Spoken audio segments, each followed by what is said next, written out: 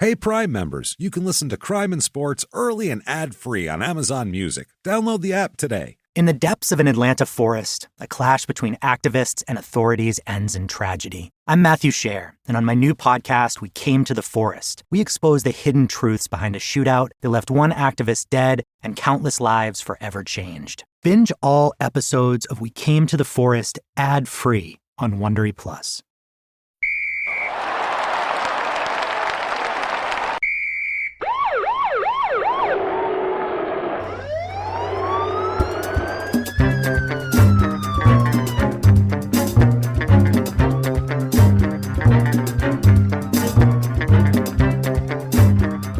Hello, and welcome to Crime and Sports. Yay! Yay indeed, Jimmy. Yay indeed. My name is James Petrogallo. I'm here with my co-host. I'm Jimmy Wisman. Thank you, folks, so much for joining us today on part 3 of 3, finishing out the Mike Tyson saga today. Yeah. Talk about an epic. My God, like I said, we never really had to do a 2-parter. This is, a couple of people could have, but we could have done a 5-parter on this. There's some stuff in like the last 10 years where I'm like, well, we're going to have to glaze over that because I'm not doing part 4. This is it. Right. I'm done with Mike Tyson. I never want to see him again. I never want to hear his name. I never want to hear him talk. I never want to hear a lisp. Tyson Wilder 3 was fantastic, but this Tyson 3, I can't wait for. This is the best. Yeah, I'm really excited. This is the one, and this episode is the episode. We've seen the first episode where, you know, he's wild. He's being he's out on his own. He's feral, basically. You know what I mean? He's not under supervision as a small child, and then he becomes a boxer, and he becomes world famous and super rich, and then. Yeah, obviously the kind of the whole tabloid thing starts to get a hold of him and take him into that, and he feeds right into it, and then obviously he goes to jail for rape for 4 years, which is never going to be good for anybody as far as their reputation goes.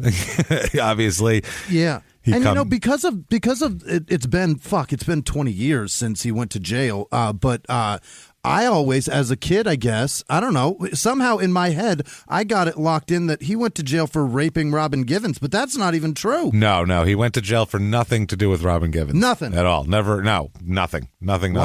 Yeah, no, they, and he hit her. I mean, he definitely hit her, but it was for some reason, it fell between the cracks. I guess he wasn't hitting her the day the cops came, or I don't know what the hell happened. Honestly, I don't. It's terrible either way. But he's had a mess of a life, and we left off with him getting out of prison, and we left him off on a high note. He gets out of prison and knocks the shit out of this big goofy guy named Peter McNeely. Yeah. Who then basically, he's a punchline for like 2 years, McNeely, and he's on a Pizza Hut commercial getting knocked out by a stuffed crust pizza, and a lot of things going on here. Now he's on Cameo, James, and his Cameo ad is I don't from like a 2003 Corolla with Hello Kitty seat covers. Yeah, Peter McNeely's got it. I mean, he made $540,000 for the Tyson fight, and I can't assume any more came after that. So not much. He didn't fight much longer. Yeah. And no big fights anyway. No. Quickly before we start this, though, because we have a couple of things too. Again, we have a couple of updates from things we missed last week that we need to get back on. But quickly before we do that, do reviews and all that stuff. Thank you so much for those. Patreon this week, patreon.com/crime and sports are 2 episodes this week that you're going to get here. Anybody over $5 or above, you get access to both shows, Small Town Murder and Crime and Sports Patreon, the whole back catalog, all that stuff. This week, we are going to talk about Christy Martin on Crime and Sports, and we'll talk about the documentary that came out about her, but just kind of a little bit more about her, because when she was coming up, everybody was like, that's female Tyson right there. You know what I mean? Because she was short and she would pummel people. She hit like a monster. So she was awesome. So, and then her story just goes into something completely different with her. She's not a bad person. This isn't about her being a criminal, but this is about crazy things happening to her. And there's death and violence. I had no idea. It's a lot. So we'll check that out on this week's Crime and Sports. And then Small Town Murders this week is, surprise everyone, the prisoner dating game is back. Yeah, that's great. The prisoner dating game. So everybody loves the prisoner dating game. We've gotten numerous requests to have another one, obviously, and I've been kind of holding it off, and let's give it to everybody now. Prisoner dating game. All right. There you go. Patreon.com/crime and sports. Jimmy's going to give you a shout out at the end of the show as well, and mispronounce your name because we love you, obviously. We do. And then PayPal, you can use our email address, crimeandsports@gmail.com. Here we go. Mike Tyson, part 3. Great. Childhood, a couple of things we missed. One thing is, I don't know how I missed this interview, but he's talking about his childhood, and I think this kind of explains a little bit about his personality, because we had, there was a lot of kind of gray area with his mom, where he said, my mom started me on drugs and alcohol, and I found out later on, kind of to narrow that, she used to give it to him from the time he was a small child to sleep. She'd give the kid like booze and drugs to sleep. Right? Yeah, to make the kid go to sleep. So I don't know if she could do her thing or I don't know, whatever. So, yeah. And then later on when his mom dies, he says that, you know, she was a saint. And then after that, he says that his mom never believed in him and all this other shit. So there's a lot of mixed things going on with his mom. Like it's complicated, people's parental relationships. One interview, he said, quote, I came from a dysfunctional household. He said, crazy shit, like your mother's boyfriend trying to molest your sister. Oh, God. Or your mother getting beaten up by her boyfriend, and as soon as the guy brings back some liquor and cigarettes, they're best friends again. You know what I mean? You never forget that kind of stuff. Mm-hmm. That's not good. And here's another one where this is, when you're a kid, I mean... This is about, because Mike has, this week is kind of about Mike's immediate reactions when he should know better. Yeah. Like a lot of the things that happened when he was younger, you're like, well, he's 21, he's hot-headed, people are fucking with him, you know. But he's on top of the world. Like, it's hard to have a clear perspective when all of these great things are there. Yeah. And people are poaching you. That's what I mean. And then as he gets older, and in this episode, we're going to start out in 1997. So, I mean, he's... You know, he's an adult now. He's over 30 years old. He's like 31 years old, and there's no excuses anymore. He knows he's also been to prison, so he knows consequences. He knows a lot of things here, and it's the fact that he'll still just make a bad decision at the drop of a hat. And I think this is kind of a part of it here. He says that, oh my God. He says that, oh boy, this is wild. Quote, Eddie knocked out my mom's gold tooth. And me and Denise, that's his sister who died, are screaming. But my mother's real slick. She puts on a pot of boiling water. The next thing I know, she's pouring boiling water over Eddie. He was screaming, his back and face covered in blisters. Yeah. Her boyfriend? Yeah. Holy shit. Okay, this is what I mean. His mom is straight gangster, man. That's what, yeah, she has to be. Christ. Yeah. And he said that he can remember giving the guy a quarter for some reason to help him. Somebody who cares? He said to comfort him, because that's what he had at the time was a quarter, so he gave him a quarter.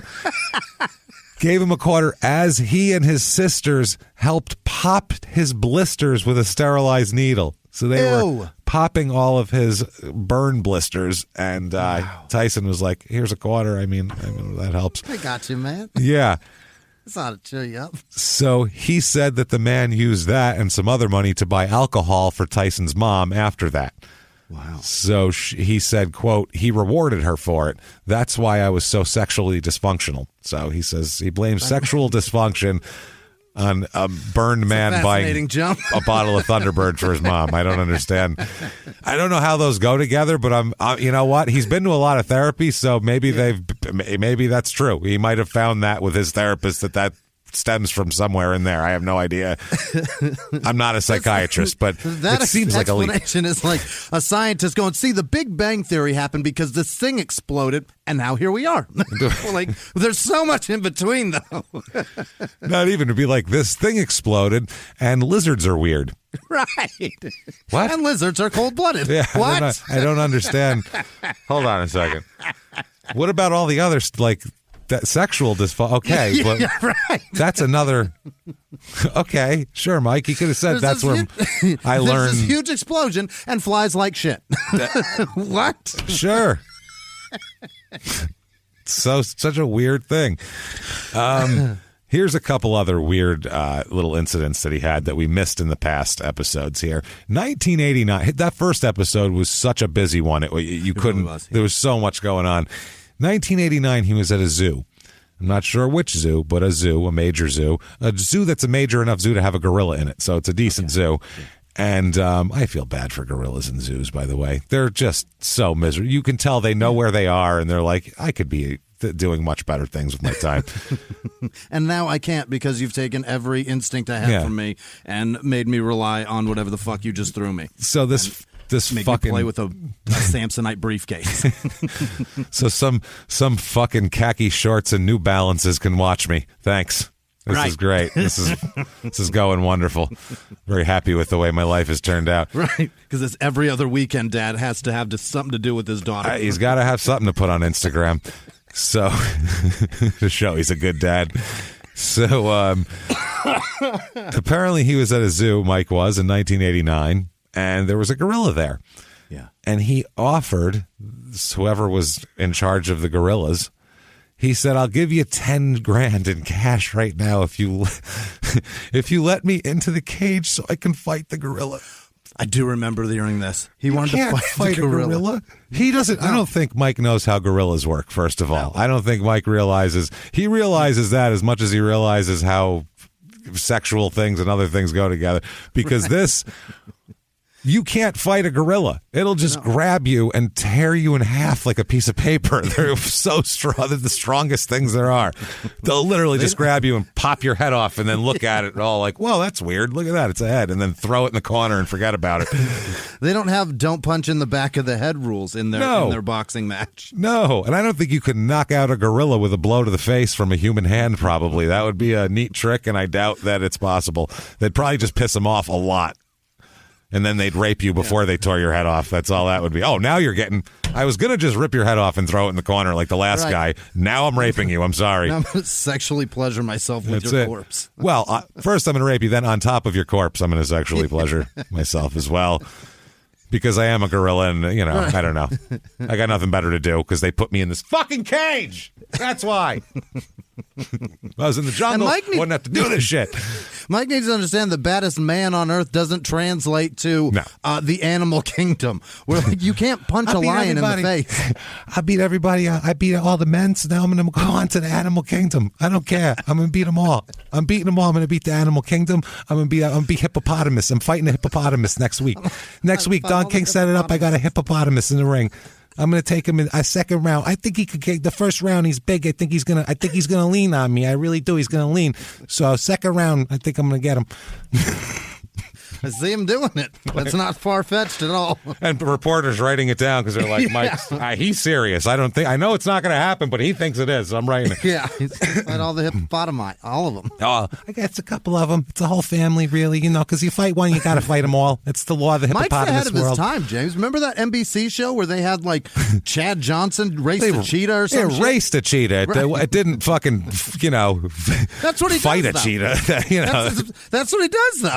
He runs. But it didn't have a cheetah cover him in the, run the cover two on him and hit him over the middle. I think that would have been bad, probably. Chad, catch this pass and keep going and see if this cheetah can chase you down and claw you from the back. That's just because Andy Dalton didn't want to face up with 6 others racing and rushing him. No shit. So there's another incident that we didn't cover in September of 1990. That's last week's episode about where there's a Ferrari involved, where Mike's got a Ferrari. And the story in the newspaper that comes out is that a runaway tow truck that was hauling Mike Tyson's Ferrari that was being towed to a shop for some brake issues. Yeah. Somehow this tow truck went out of control and the Ferrari fell down the ramp and crashed through the front window of a convenience store in Catskill, New York.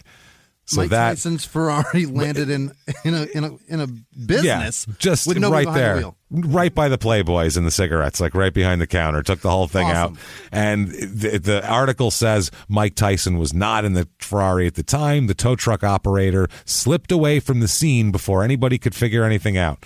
They said so. This tow truck operator took off. So that's what they said. And Mike was like, I don't know. I got my car towed away. Next thing you know, the cops are telling me it's in a convenience store. I don't know shit about it, right? That wasn't true at all. That's not true. And Mike ended up being arrested because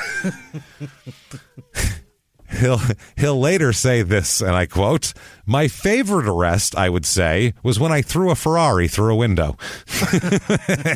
Which none of these words belong in the sentence. That's a Mad Lib. Favorite arrest, Ferrari, window, Big Bang lizard, Burns, sexual dysfunction. It's all there. Mike has no connectors at all. So he said, I bought a Ferrari, but I clearly didn't know how to drive it. So she was zigzagging all over the place, and she exploded into a window. He just drove the fucking thing up on a curb over the window. The car destroyed everything, and I was arrested for property damage. Yeah, of course you were, stupid. Yeah. Are you kidding me? Obviously. Mike he paints a picture like nobody. The car exploded, and no, man, you planted it on the roller grill. What are you talking about? Fucking tossed it. Yeah, you essentially tossed a car through a window, but I mean, I threw a car. Man, that's so casual, though. You've had so many amazing cars when you're like, that threw a Ferrari through a window. You'd be like, I had this Ferrari, and then tears would start rolling down your eyes.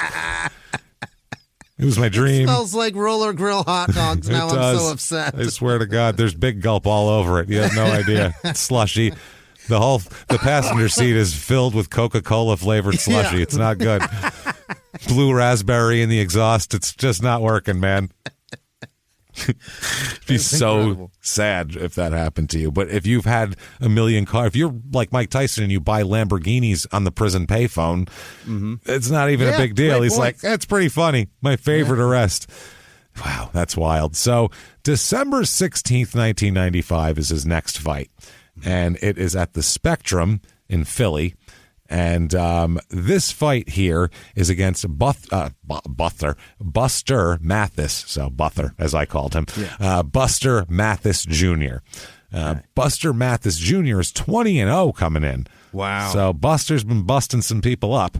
Yeah. And he'll finish his career 21-2 though, so it doesn't last much longer. No. And that is due probably due to this. Starts with this knockout in the third round when Mike beats his ass, knocks him out in the third round, and he goes. That's his first loss, and Mike, it's his second fight back. He's in the groove. 43-1 at this moment in time for Mike, so he's doing well here. All right, so obviously we should, if you would roll your chair, please. Look-see. So I don't have to completely. Is this the Mathis fight? This is Buster Mathis here. Fantastic. Third round. Here we go.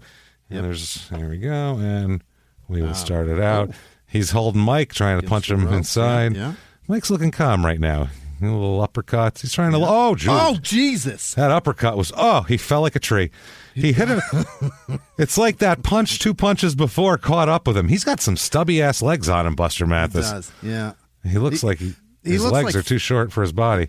He's also a bit heavy. He doesn't seem to be in shape very well. But not also, in the best shape. No. That's that like crouched position defense that Tyson gets into. The guy, Mathis tried to match it and tried to just short jab him through it. He tried to beat Tyson. When you get into that position, though, you drop him a little bit and your face is exposed, and Tyson knocked the mist off him again. He popped him right in the face and just popped the mist. If it's a bald guy, mist sprays everywhere, and if he's got hair, cool. it pops up like he just went through some sort of wind tunnel. Just poof, his hair shot it. All right. That mist is awesome. It is. So a few months later, 3 months later, March 16th, 1996, at the MGM Grand. So he's back in the big stage here, fighting Frank Bruno, who he fought once earlier, obviously, and who is now 40-4.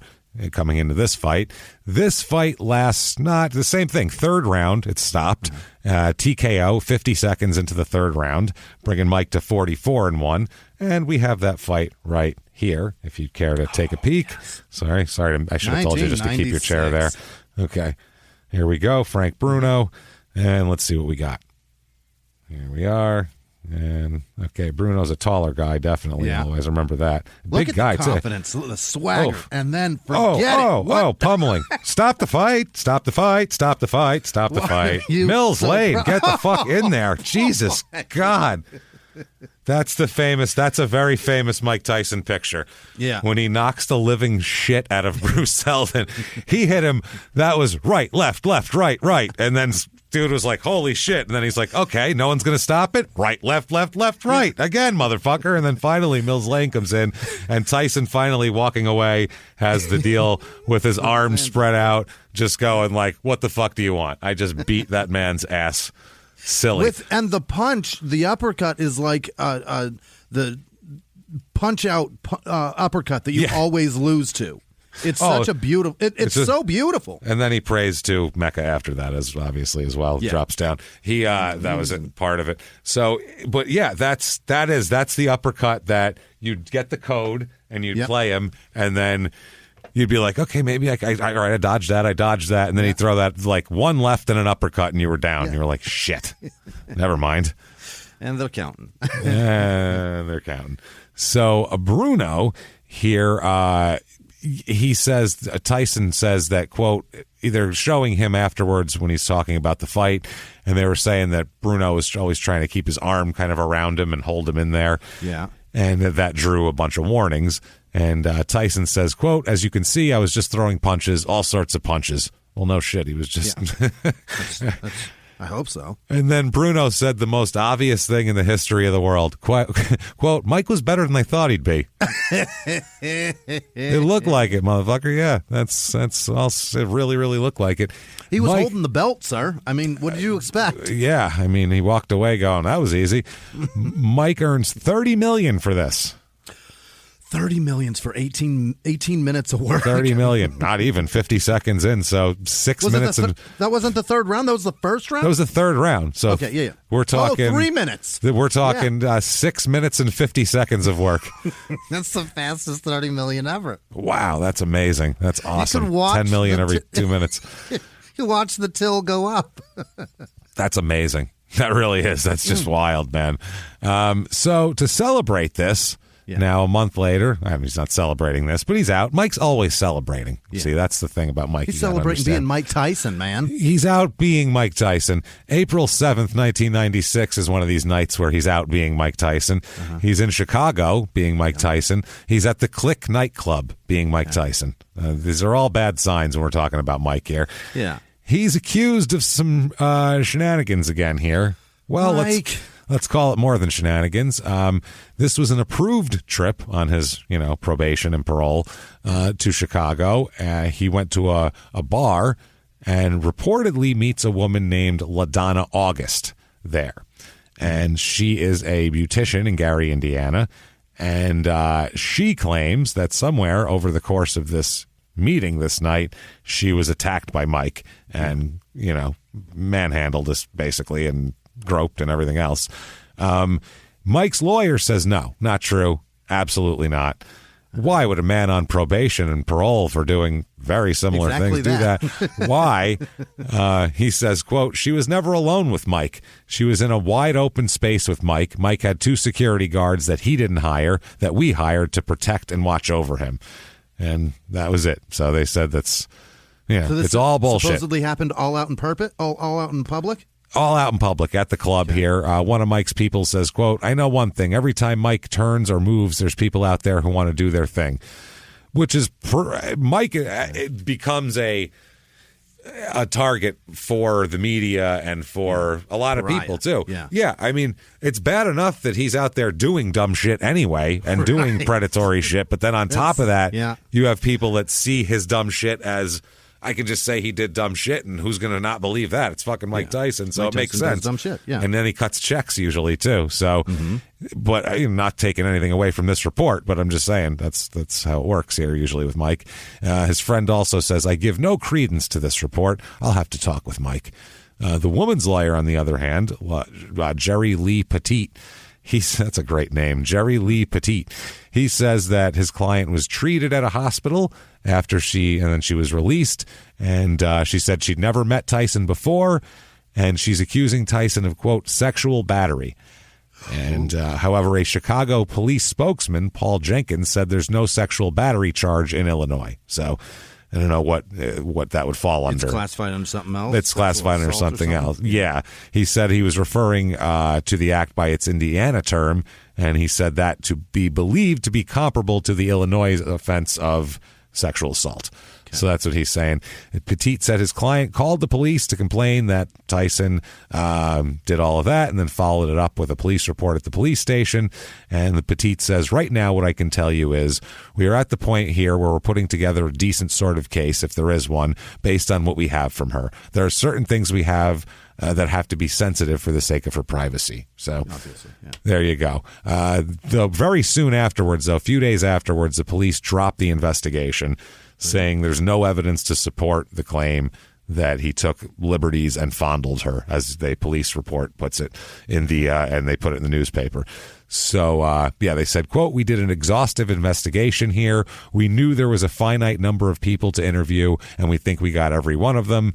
And they said that they couldn't find any evidence of any of this. Nobody saw anything like this. The whole time they were there, they were seen by many people. And Mike, everybody said Mike never, fondled her or anything like that. Whatever the accusation is. Yeah, the law, Petit. So vague. But yeah, it is. Well, they said there was, I'm sure in the police report, it's probably detailed out, but that didn't come out because it didn't go later on. The Petit does say, though, that he plans to file a civil suit against Mike. Okay. Here, he said, if police decision is not going to change what we're going to do. We believe her story to be credible. She passed a lie detector test. So there's that. Who knows? Okay. Yeah. And we don't know. That's what I mean. We don't have no goddamn idea what happened there.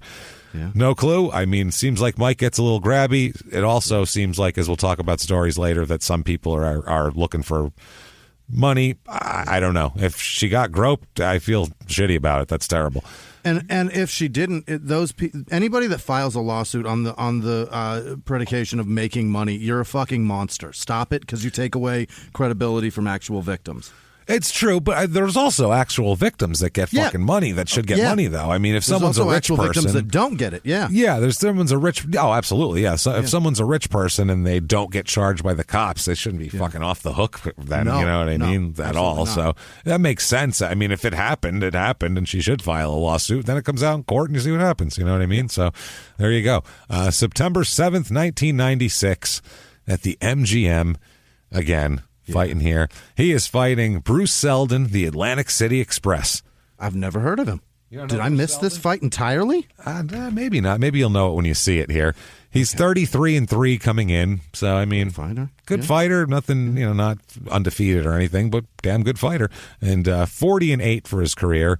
Yeah. This fight lasts 1 minute and 49 seconds. Not that great of a fighter. Not that great of a fighter. Where Mike gives him a pretty good beating here at TKO.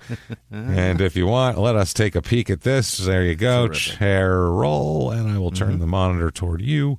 Let's see. Bruce. There we go. Oh. Bruce and Mike are. What was that? It looked like he just shoved him down from the back of his neck. That does not look like a. That can't be the end of the fight. No, he's going on. Selton's going on here. There we go. That didn't look like a ghost punch. There's a left for Mike. Oh, again. My. He hit him. What's happening here? I don't know what's going. He hit him with a left, and Bruce shot off the ropes and then fell down. Is the ref? And his feet went the wrong way. That was weird. No, Bruce is back. He's back. Okay, he's getting up. The ref is taller than him. Nope. He's calling it off. He does look a little woozy. Look at his eyes. Yeah, he's not right. Never mind. Good job calling that fucking. What round was that? Round 1? Round 1 was 1 minute 49 into the fight. I don't like that fight, James. I don't like that at all. Looked terrible, but that looked like it was. That guy looked like he took a dive. Well, yes. That guy certainly looked like money affected his decision of whether or not to take punches off of Mike Tyson. He was scared, and any solid shot he took, he was like, I'm going down. That was solid enough. I don't want to get hit by anything harder than that. That was perfect. Done. Not fight even bleeding, done. I'll go home. Well, McNeely, they called it. I mean, that wasn't even close to being over, that fight.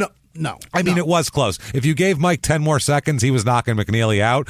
But at the time, Peter McNeely was fine. He was still throwing punches. And fucking his corner's like, no, it's over. But he it's was over. clearly overmatched. He had nothing to but that's boxing. Fight back. Agreed. Certainly, definitely agreed. You don't just go, he's going to lose, then throw in the towel. He has to be about to be hurt. That's when you throw in the towel. Yeah. We God, this is a bad idea. I mean, maybe they should do that. I mean, if you start seeing that, maybe people should go, oh, Jesus, it's only the first round, too. This is not going to, he's not coming back from this. Maybe that's a smart decision, but still, like, for people who pay $30 for it, they're like, what the fuck? I don't know, man. I'm still on the side of, like, if you care about the guy that you're putting out there. Oh, yeah, you see him throwing wild-ass, like, fucking schoolyard punches and absorbing very professional fight punches. Yeah. Maybe take him out of there. Yeah, but I've seen like a football team be beating the shit out of another team. We don't just stop in the third quarter. The owner doesn't come down and go, no. Right. Jerry Jones doesn't come pull the Cowboys off the field for their own safety. That never happens. Yeah. If they, I'm just saying, and I'm not one of these people. It's like, let it go till they die. Like I want it stopped. If it's not they first couple punches land and it looks like, oh boy, this guy, get the fuck in there. Let's not get brain damage before you step in there. Yeah. I'm none of that. But McNeely was like still fighting. Like they were exchanging blows with each other, and they were like, no. I don't know, James. Behind the eyes, that man looked pretty well dead. He looked like that when the fight started, though. Let's be realistic. I think he looked that's like just that when he was spitting his Boston poetry too. Yeah, I think that's just stupid coming through the eyes. Sometimes stupid. Yeah, it bubbles up stupid to the eyes, and you see it. Sparkles in there. It sparkles. Your eyes tonight are sparkling with stupid in the moonlight. The moonlight and stupid. The way your eyes... Kiss me, you dummy. You big fucking moron. Plant one on me. I am shocked nobody's ever said that to me. I'm sure they have, and you were too drunk to remember. Let's be honest. It's possible. Here. Kiss me, you fucking idiot. You dumb shit. November the 9th. This is the big one. 1996. This is a fight Mike's been waiting 5 years for. This is the fight that was planned when he went to trial and all that. At the MGM, they had to get him out and have him beat a few guys up to show that he's in the class of, at this moment, I believe, the undisputed heavyweight champion of the world, Evander Holyfield. Got it. Who is obviously Evander the real deal Holyfield. We've talked plenty about him, and I've complained about him being just the most cheatinest, holdingest, headbuttonest fucking fighter in the history of the heavyweight division. Sorry. I know that you're smaller than the other guys because you used to be a cruiserweight, but I don't want to watch you hold people. It's just boring. I'm sorry. So they're like, he's like watching the Patriots play football. That's exactly what his fights were. They're the equivalent of the Patriots playing football with, in the Tom Brady era, where we were like, yeah, technically that's correct, but I left the room a half hour ago because it was like watching fucking paint dry. I don't care what you're doing. You're boring. I'm watching a clock tick. This isn't exciting to me. Is that how the gears move? Very interesting. Yeah, even if it's a third round knockout or the Patriots are in a 45 to it doesn't matter. It's just boring. The way you're doing it is boring. No, I really liked Holyfield. I fucking hated him. He's just a holder, holding son of a bitch. You're not wrong. I just liked how fucking perfect he looked. He was the most roided son of a bitch in the history of boxing, too. Absolutely. He was a cruiserweight who all of a sudden was 215 one day of solid muscle with those muscles that connect from your ears to your shoulders, giant. And his head he grew 5 hat sizes. I'm sorry. I'm not even, fuck you, Holyfield, if you're going to say you didn't do anything. Look up Evander Holyfield. Yeah. Look up Evander Holyfield 1990 and look up Evander Holyfield 1997. And you fucking tell me that his head isn't 3 times the size. It looks like a pumpkin, Jimmy. It's ridiculous. That's what happens when you eat a dozen chicken eggs for a snack. Oh, my God. And the Lord said, take steroids and inject them into your bloodstream. And you shall grow large and strong. That's what that says. You fucking... All I take is just Jesus. I love Jesus and steroids. Allegedly. I loved his punches. I thought he just looked amazing. To me, he was the downfall of the heavyweight division because it made it less exciting. Because it's like having Larry Holmes be champion. Like, it's fine, but it's boring. I don't want to. Larry Holmes a boring fucking fighter back in the day. Ali was Ali, and you're like, oh shit. And Tyson was Tyson, and even like Riddick Bowe was interesting. He was going in the Marine Corps and shit. He was a nut. We did the whole episode on him. But then Holyfield's like, I just love the Lord, and I built this stupid house that I'm going to get foreclosed on eventually. And, I'm a huge Christian. But, did I mention I have 14 kids by 9 women also? Because I'm a huge Christian. That's why. The Lord told me to. And the Lord said, plant thy seed. Reap what you sow. In as many gardens as possible. I'm reaping children. He's reaping a lot of children. So Holyfield's 32-3 coming into this fight. And in actual professional boxing, not what he's been doing the last 10 years, because Holyfield, his last actual real fight was like 11 years ago. Yeah. That's how long he's been fighting these stupid exhibitions. So his career ends up being 44-10-2. So he really, really tarnishes his legacy at the end, too, just taking beatings. I have no idea. This was an epic fight. This was a really good fight. Holyfield held him 96% of the time, I would say. He was just holding him, which was the strategy against Tyson. He didn't hold him enough to, as people say, he's fighting within the rules, and he is. He didn't get penalized or anything. He's fighting within the rules, and he's trying to frustrate Mike. He knows that the way to get to Mike is to frustrate him and make him do something stupid, and it's the way you do it. Holyfield's a good defensive fighter. He's not real worried about onslaughts coming on. He's worried about getting caught in combinations, things like that. So this fight goes all the way into the 11th round, which long time, and Mike ends up losing by TKO here, though. Nice. Yeah. Loses by TKO this fight. So this was a big fight, and he did have a good showing. He looked outclassed boxing-wise by Holyfield, but he also was in prison for years, and he's only been out, like, you know what I mean? So you saw this. I remember watching this fight, and everybody was like, that rematch is going to be a motherfucker now. Sure. Like, now they know each other and shit. That's going to be a badass rematch. And Mike's got a chip on his shoulder, and Mike with a chip on his shoulder is a dangerous Mike Tyson. It's dangerous, and you expected big things from this rematch, and the fact that it went to the 11th for a dramatic TKO, I mean, it couldn't have gone any better than that. I mean, that's better than a decision, even, because that's more exciting. It has an end. In the 1980s, a rosé swept the country. Hey, Mike, I really like this White Zinfandel. Well, good. Now put it down. We're going to try another one. White Zin became America's top-selling wine. But most don't know that this sweet drink has a sour history. What began in 1986 with counterfeit bottles. A big fraud, a multi-million-dollar fraud. Sent investigators chasing one of the most powerful families in the business, the Licciardis. But the closer the feds got to them, the more dangerous things became. It's a story of deceit. At the time, I was paranoid. Threats. You touch my kids, I will kill you. And murder. With a .22 caliber bullet to the head. What started with a scheme to mislabel wine spilled into a blood-soaked battle for succession. Welcome to Bloodvines. You can binge listen to Bloodvines exclusively and ad-free on Wondery Plus. Join Wondery Plus in the Wondery app, Apple Podcasts, or Spotify. In the 1980s, a rosé swept the country. Hey, Mike, I really like this White Zinfandel. Well, good. Now put it down. We're going to try another one. White Zin became America's top-selling wine. But most don't know that this sweet drink has a sour history. What began in 1986 with counterfeit bottles. A big fraud, a multi-million-dollar fraud. Sent investigators chasing one of the most powerful families in the business, the Licciardis. But the closer the feds got to them, the more dangerous things became. It's a story of deceit. At the time, I was paranoid. Threats. You touch my kids, I will kill you. And murder. With a .22 caliber bullet to the head. What started with a scheme to mislabel wine spilled into a blood-soaked battle for succession.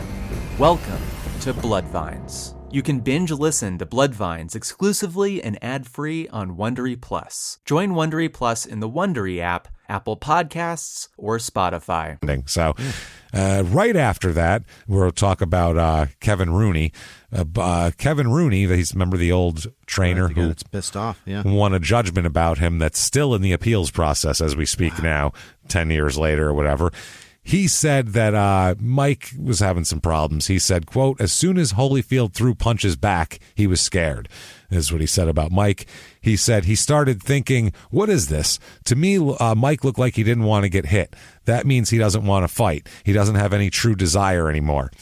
That's all he said. He said, Don King has wrecked him. He's taken potentially the greatest fighter in history and ruined him. Don King is cancer.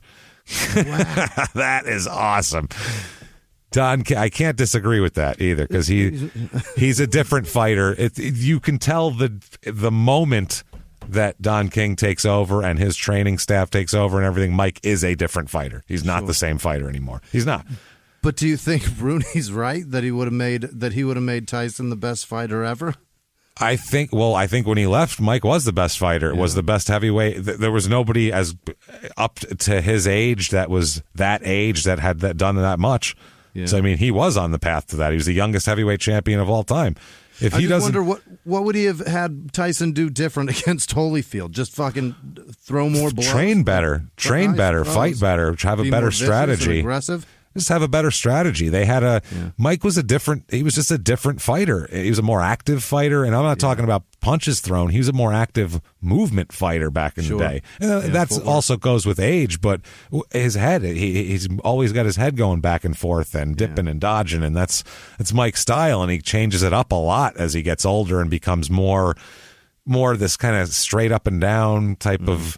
It's a different style completely. I put it this way. I think that a boxer, it's not about your style and all that shit is 20% of the battle.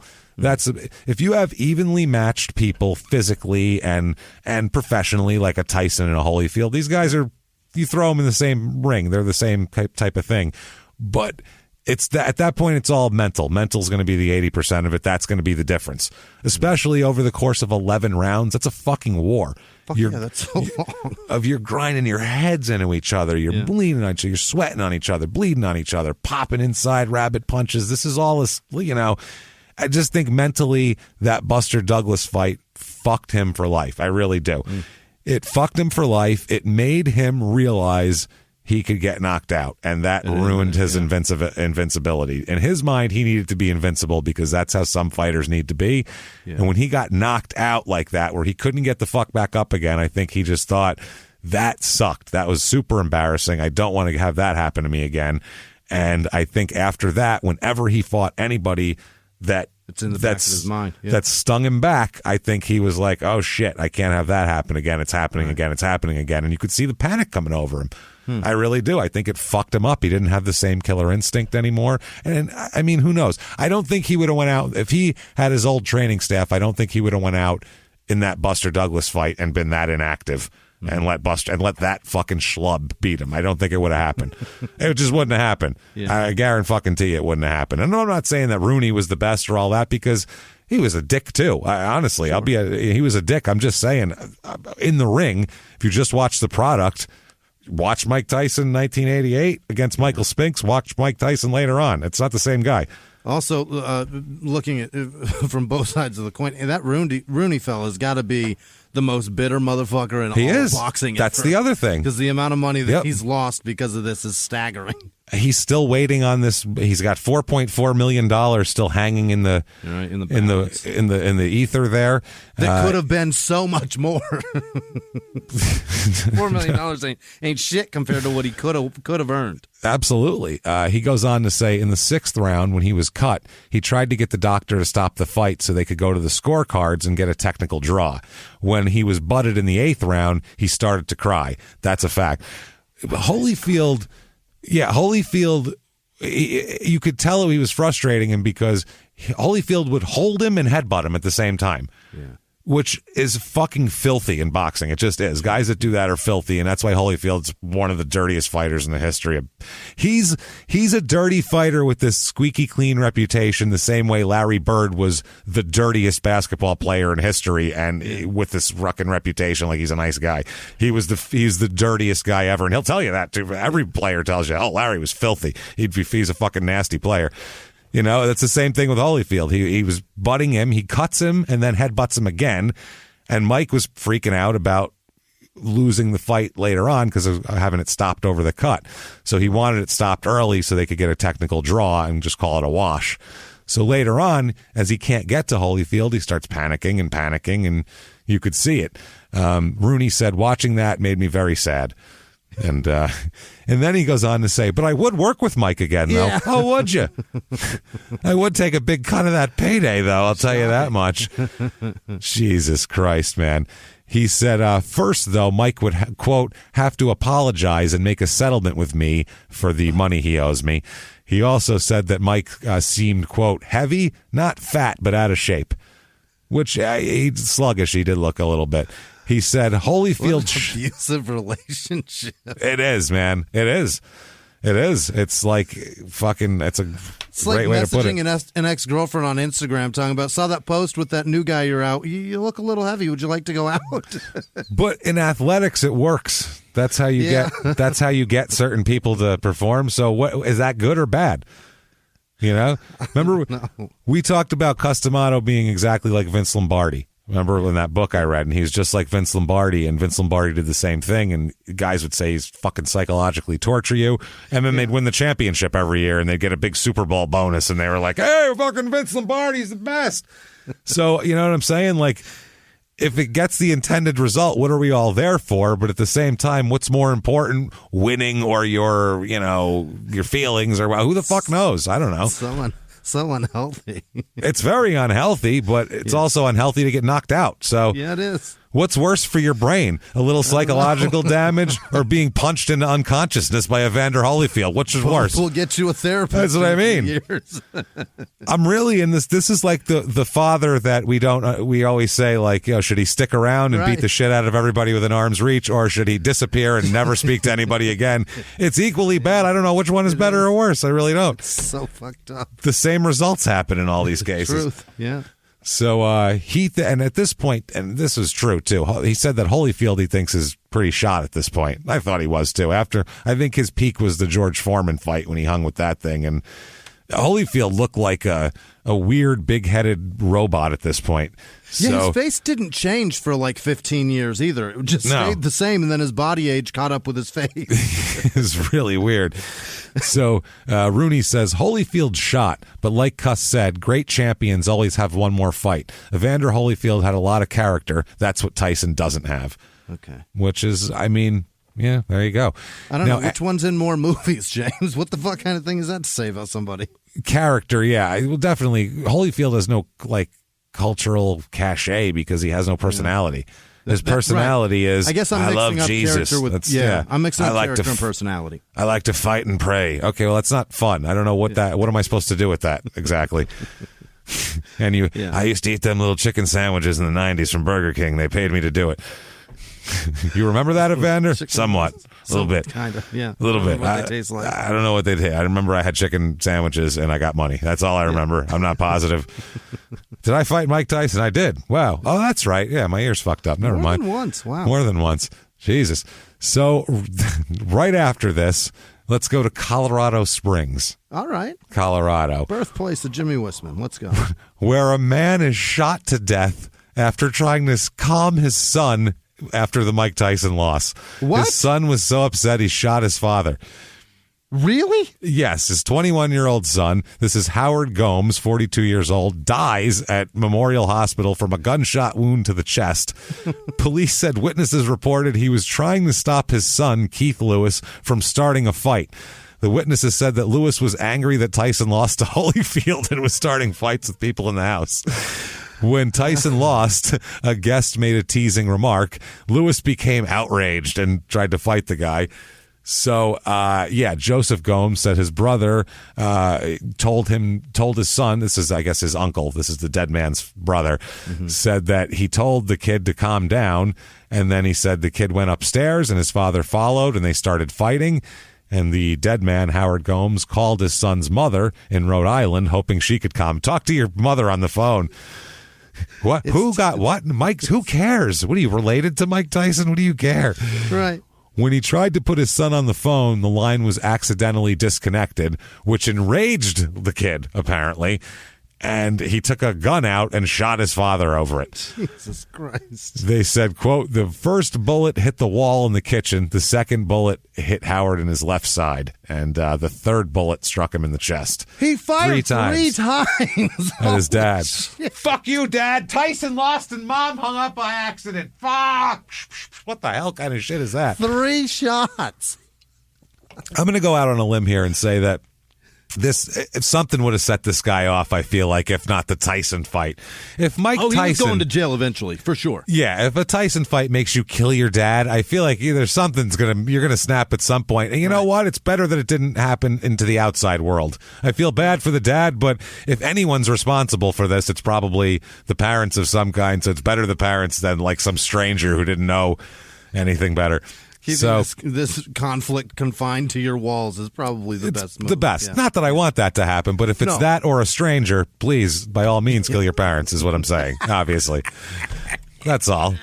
You have to, if you're going to kill somebody, don't kill people who have nothing to do with what's wrong with you. Have that. At least let's go to that. But don't kill anybody. Don't kill anybody, obviously. That's the overriding message. Okay. Umbrella is don't kill anybody. That's the umbrella. Reckless today. Jesus. Yeah, I am. Wild ass accusations about Holyfield. That's right. Fuck Mike Tyson. That's why. You know how fucking many hours I've spent on this? Dude, we've done this series altogether will be about 100. Oh, I'm sorry, not 100. About 250 pages of notes for 3 fucking weeks. Do you know how crazy that is? I've written 3 screenplays and a fucking 2.5 screenplays, and it's ridiculous. This is insanity. So, Christ. Sometimes parents got to die for Tyson. That's all. That's all it is. You know what? If someone's got to go down, let's make it at least someone who's might be partly responsible. That's all I'm saying. If he goes outside and kills you, you have nothing to do with him, is what I get, you know? Maybe the dad smacked him once and that had something, or maybe he watched his mom pour a boiling water onto somebody and now his dick doesn't work. I have no idea. You got plenty of weed? Are you all right? You okay? I'm okay. Very tired. You know me when I get punchy. I'm taking wild swings and accusations, everybody. Buckle up. Bird got punched today. Yeah, he did. Anybody else? What other heroes do you fucking like? Huh? Larry Bird took a shot. The Patriots deservingly took one, but yeah, I'm constantly ripping on them. They always deserve it. Holyfield's gotten it many times too. I might have given Holyfield maybe more than he deserves aggregate amount. If you add up all of crime and sports, I probably complained about him way more than I should have, and that's You've not probably nice. hit him more than Tyson has. I think I have. I probably at least won one of these fights anyway. I don't think Tyson got any of them, so I think I'm doing pretty well, I would say. It's all right. So things are going bad for Mike, obviously, here. He loses to Holyfield. Doesn't look great in it.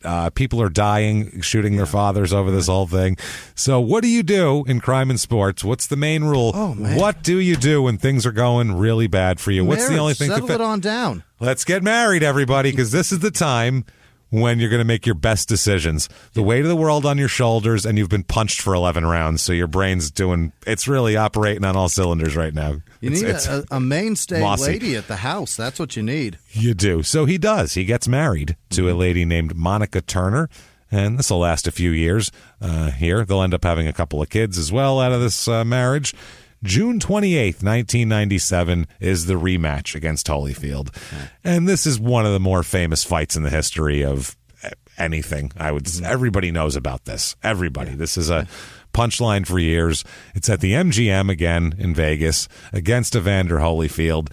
The first 2 rounds of the fight, by the way, Christy Martin on the undercard, I believe, in this, if I remember watching that correctly. Right. She was on the undercard, so that's what made me think. Whose choice was that, James? Let's do that documentary. For her to be on the undercard? Yeah. I don't know. I didn't see the documentary yet. Mike goddamn Tyson's choice. Mike Tyson wanted her? He picked that, yes. Well, she fights like Mike Tyson. She had the same style. Yep. She'd get low, bop back and forth, and just come up with these fucking bombs that would drop these women. It was awesome to watch. She got booed coming out.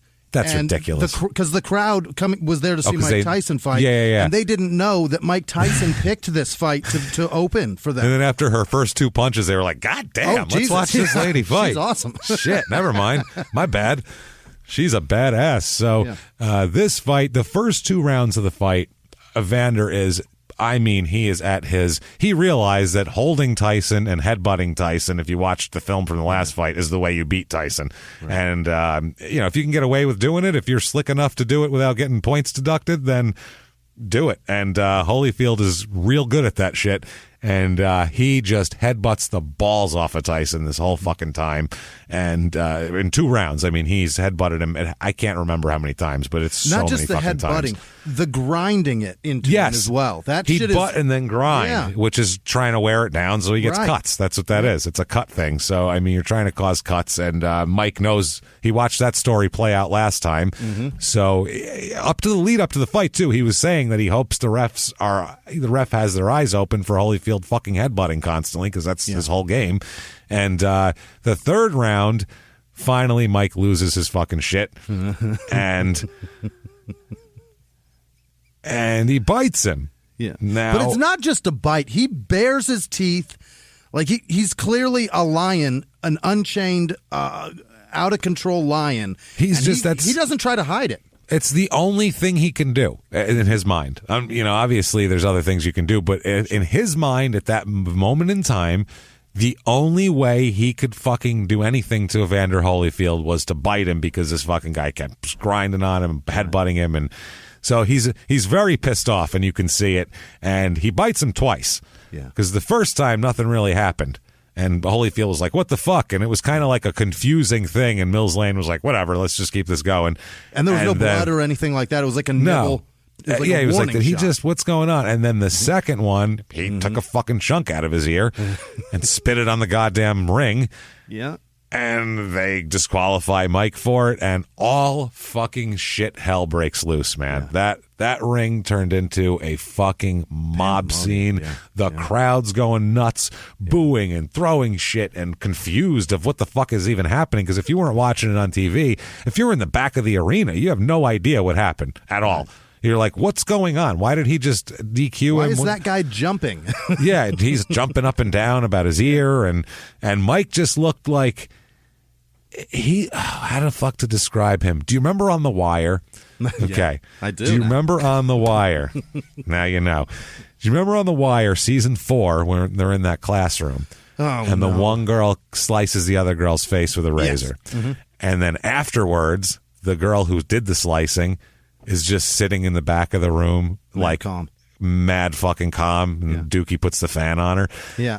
That is what Tyson looked like. Yeah. He looked just like that. Like, I fucking had to do it, and I did it, and you know what? I don't fucking care. Like, he just had this look like, I'll pay him. Didn't know what to do, and this is bullshit. And you could tell he thought it was a lot of bullshit that, he wasn't getting called, Holyfield, for all of his headbutting.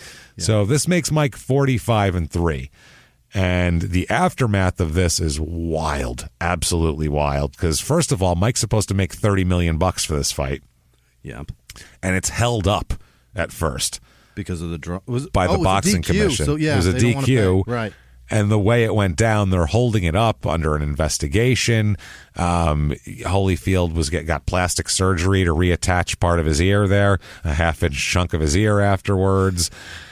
Fuck, man. Did that even take, though? Because I don't know. It still looks mangled. I wonder if that tip died. It might have died on I don't know what happens after it's been on a ring floor. It probably had MRSA. I have no clue what the hell happened to it. It's not there now. No, he does have like a missing piece off of it. So the chairman of the Nevada State Athletic Commission announced that Tyson was being suspended and his $30 million purse was being held up pending an emergency hearing. Under the commission rules, the most they can withhold is 10% of your purse in fines, which would be $3 million, unless Tyson's found to have committed other violations. One of Holyfield's trainers, Tommy Brooks, said that, quote, he should lose his license permanently. He's a coward. He's a nice guy, but he's a Jekyll and Hyde. So That's his opinion. Wow. Tyson, of course, says he bit Holyfield in response to a headbutt by Holyfield in the second round that opened up a deep gash over Tyson's eye. Yeah. Second round already, and it was deep, too. That was a big fucking gash. And that's when Tyson started freaking out, going, why are you letting him do it? It wasn't a punch, it was a fucking headbutt. And it's just how he does.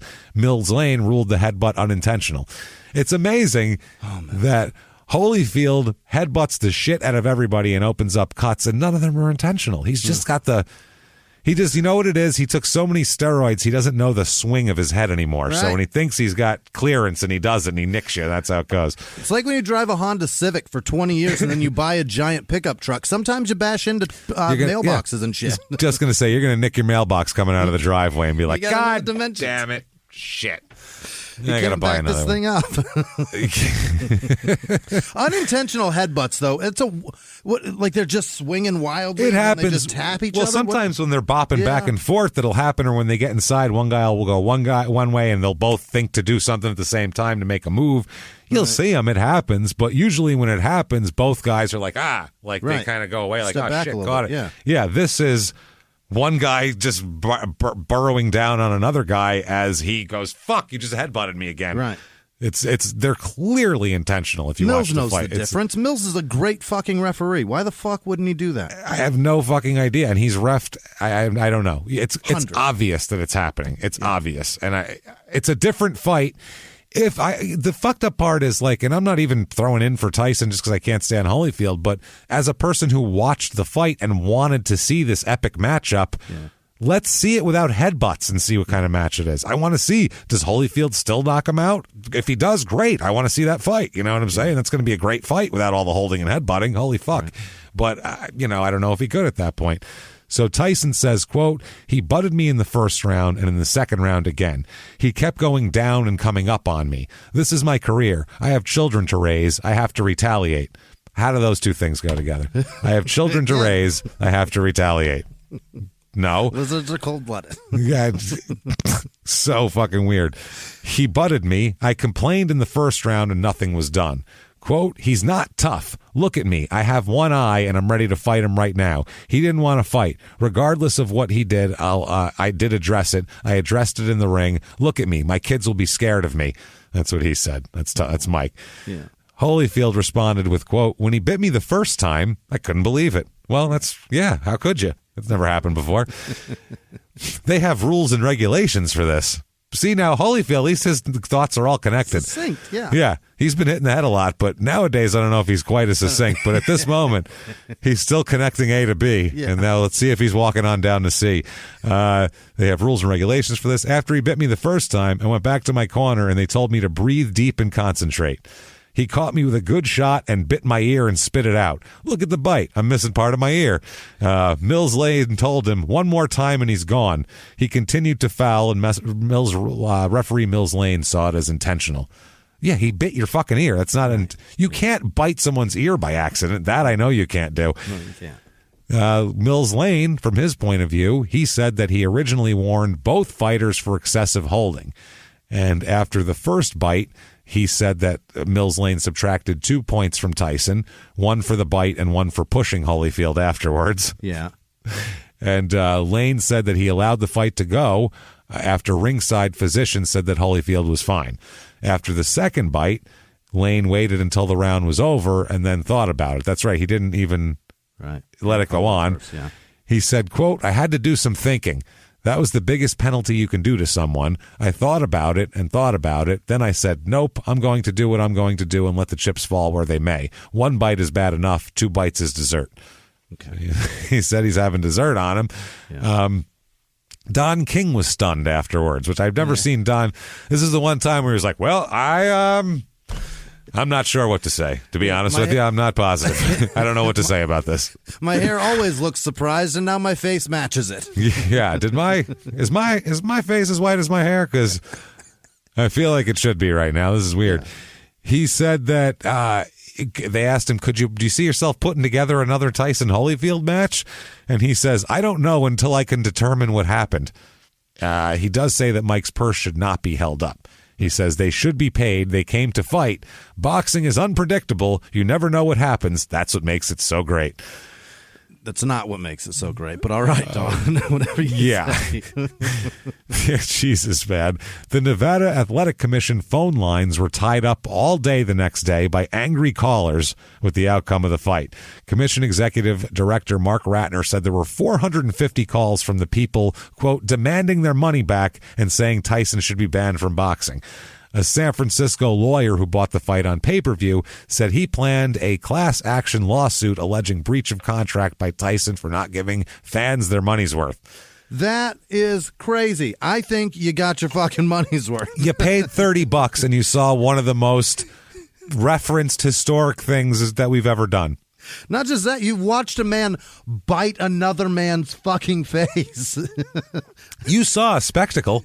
I could see if Mike was like just holding the whole time or like dipping out of the ring or so. That would be something. But you saw a spectacle. You saw something crazy for your money. How often can you pay $30 and watch live two amazing athletes, one of them bite another part of the other guy's body off? Who does that for $30? Nobody. You didn't see it up till then, and in 25 years you haven't seen it since. Nope. You got to see Christy Martin drop bombs. Fuck that. You got plenty. You got it all.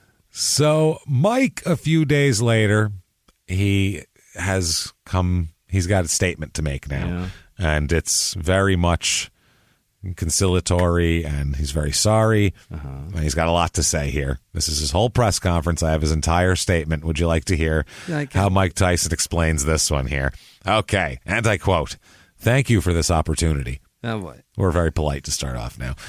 Saturday night was the worst night of my professional career as a boxer, as if he's had other professional careers. I mean, I had a worse day as an actuary that one time, but besides that, for boxing, it's the worst. His worst day is the day he bit Holyfield. How about the day that you were convicted of rape when you were a professional boxer? What are you talking about, Mike? I guess professional career. I guess he's saying he didn't. Yeah, he was not. He accused didn't rape of rape for a living. There was no purse for that to be held up. He was not in the ring while raping. So. No, I mean Don King might have been happier cheering him on, but he definitely wasn't making pay-per-view revenue off of it. He certainly was a professional fighter at that day. He was. He says, worst day as a professional, as a boxer, and I am here today to apologize. Ask the people who expected more from Mike Tyson to forgive me for snapping in that ring and doing something that I have never done before and will never do again. Okay. Never again. Let's hope not. Why would you? I apologize to the world, to my family, and to the Nevada State Athletic Commission that has always treated me fairly, to Judge Patricia Gifford, who knows that I am proud to be living up to the terms of my probation. That's the judge who sentenced him.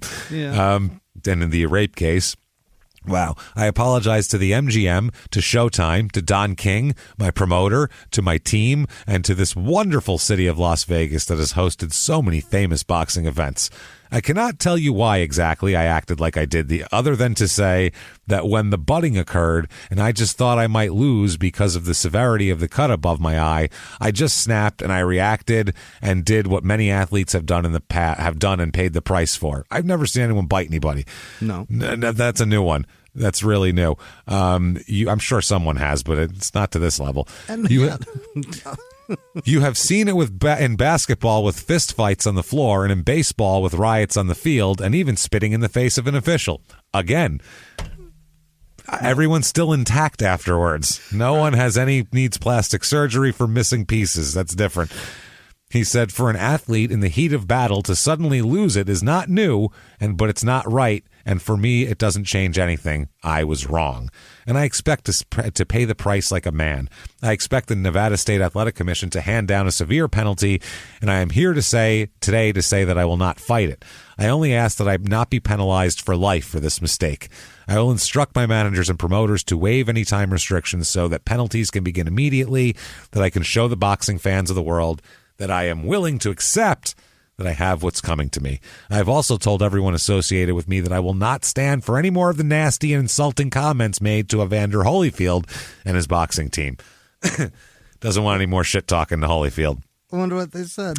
He said, quote, Evander, I am sorry. You are a champion, and I respect that. I'm only saddened that this fight did not go further so that boxing fans of the world might see for themselves who would come out on top. When you butted me in that first round, accidentally or not, I snapped in reaction, and the rest is history. To those of you who say that I should never fight again, I can only say that I am just 31 years old, in the prime of my career, and I have made it this far because I've had no other way. I grew up in the streets, I fought my way out, and I will not go back again. I learned the hard way from this past because I didn't have the luxury of schools or people to help me at a time when I needed it the most. And I will learn from this horrible mistake too. I have reached out since Saturday to ask my God to help me and renew my faith as a true believer. I've also reached out since Saturday to the medical professionals for help. He said, I reached out to, everybody that you have to, God, the doctors, got everybody on the team. He said to tell me what I did, and I will have that help. So now I will continue to just train my body, not just train my body, but my mind too, so that if it's possible, I can get this behind me so that I will know it will never happen again. I only ask that you forgive me as you have forgiven others of us in a professional sports environment, so I can be given a chance to redeem myself when my family, friends, my doctors, and most of all, my God tell me that I'm ready to do so. 31 years old. 31 years old, yes. He held that press conference over an ear nibble, but the press conference is like 6 years late. He should have done that after. Yeah. Well, he never admits that. No. He'll never say he did that. He Convicted. always won't admit it. Nope, he denies it to this day. Wow. To this very day. Holyfield's reaction to this speech said, quote, called it a good gesture. He said, quote, I have no hatred. Things like that can happen, but if you get paid that much money, they're not supposed to. Yeah. Okay. Here is an unnamed boxing promoter who has worked with Mike before. This is pretty fucking stupid. Quote, I think Mike belongs in a cage. He needs to be sheltered like you would shelter a lion or a tiger. You lock him up except when you want him to come out and jump through a few hoops. When that's over, you lock him up again. What? Sir, this is a fucking human being.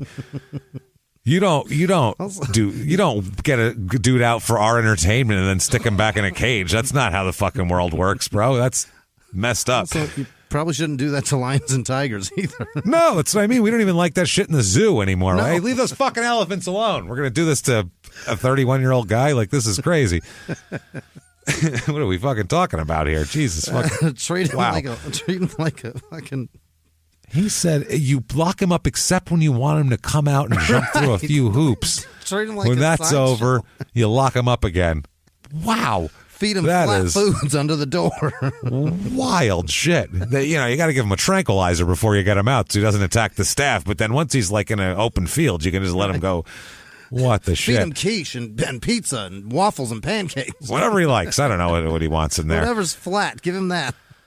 Oh, man. So later on, as this goes on, he does a lot of interviews, Mike does. Mm-hmm. And one of them is with Playboy magazine. Yeah. And now he says all about Holyfield fight. He says, quote, I wanted to kill him, bite him. I snapped.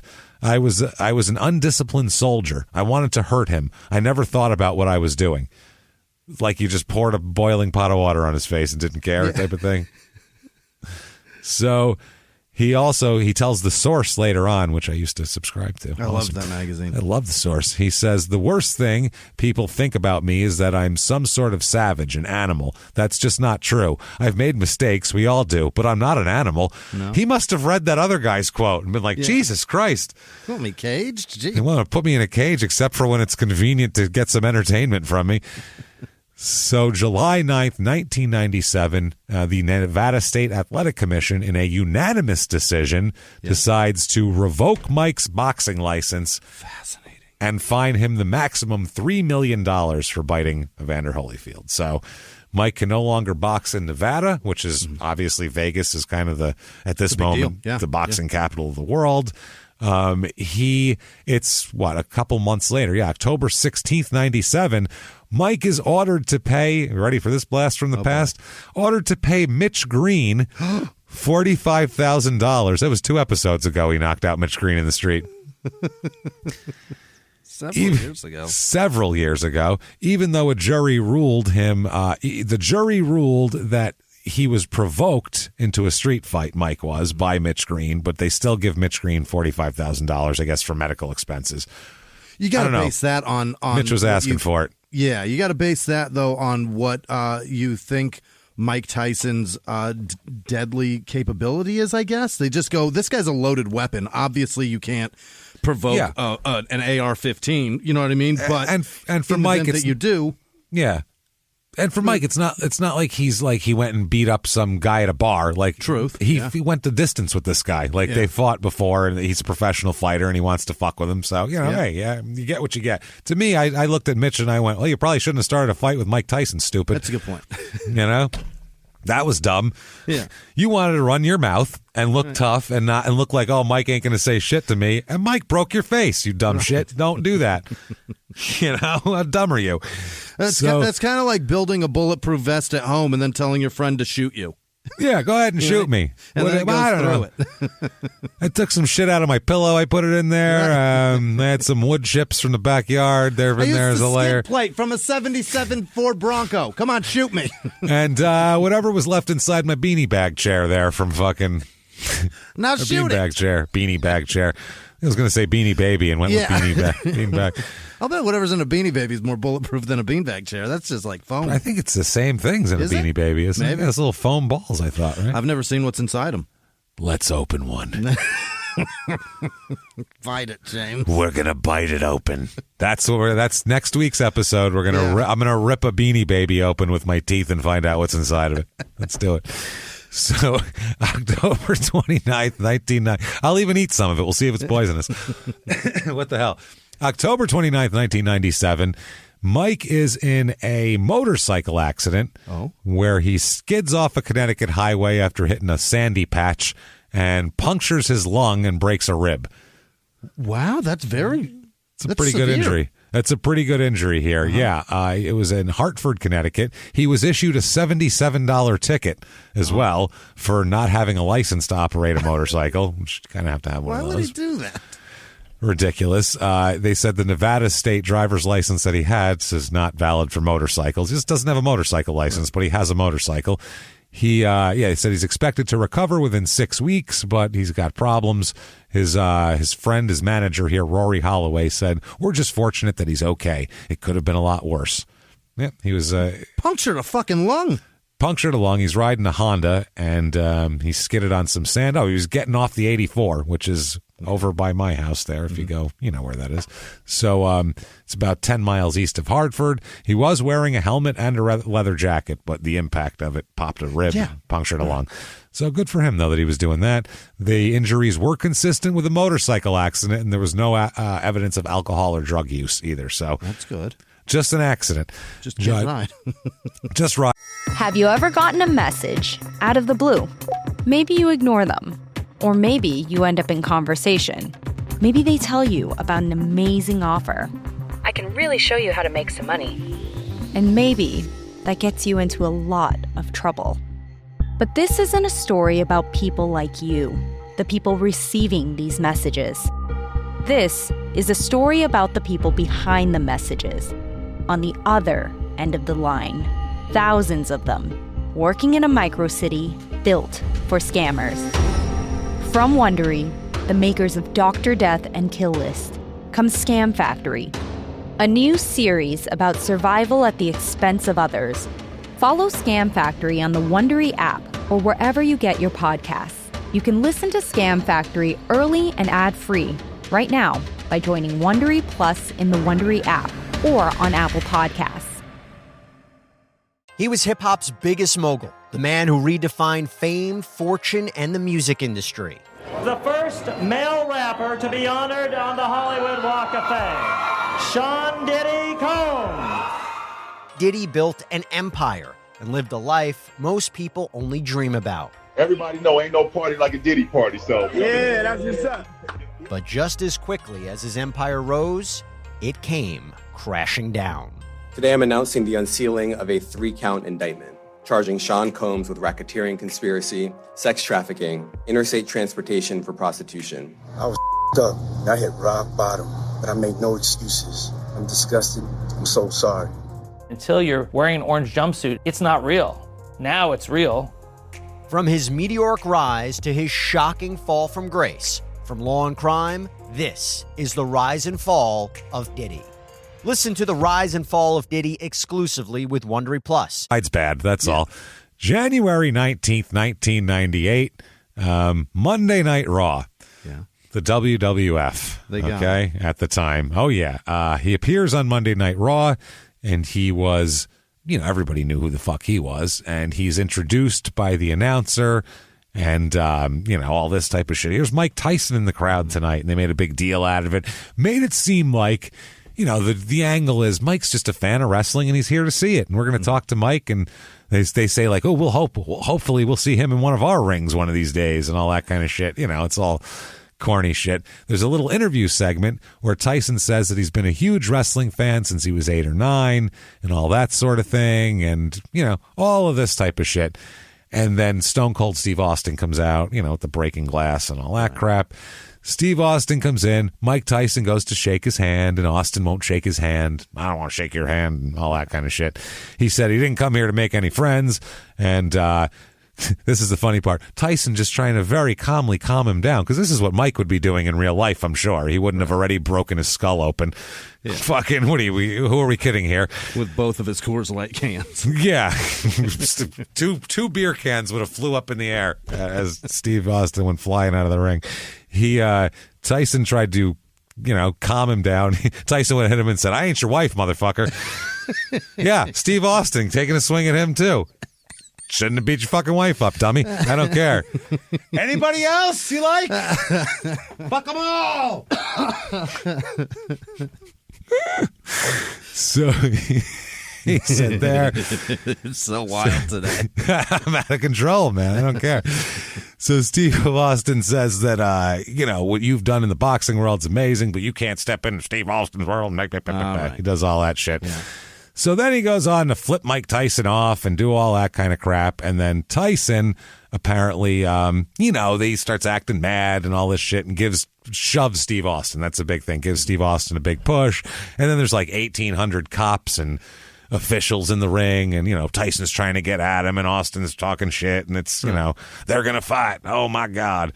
So it all culminates at WrestleMania coming up there. Oh, God. In WrestleMania, it's Shawn Michaels and Stone Cold Steve Austin are fighting here. That's the main event of the night. And they're outside the ring, and Michaels gets up and lands an elbow drop on him and all this shit. And he's trying to, he's getting ready to do that stupid super kick that he did there. He stands there and he's getting ready to kick you. So Austin ducked the super kick. Yeah. And he tries to give the stunner to Michaels, and Michaels turned around and was thrown in the ropes, blah, blah, blah, blah, blah. Anyway, he ends up kicking Steve Austin there, and or he misses Steve, whatever the fuck happened. He ends up hitting him with the Stone Cold Stunner. All right, that's the way it works, and that's how that happened. Tyson, who is the ringside enforcer / referee, I guess is the way they have it set up here. He's just wandering around the outside of the ring looking tough and imposing.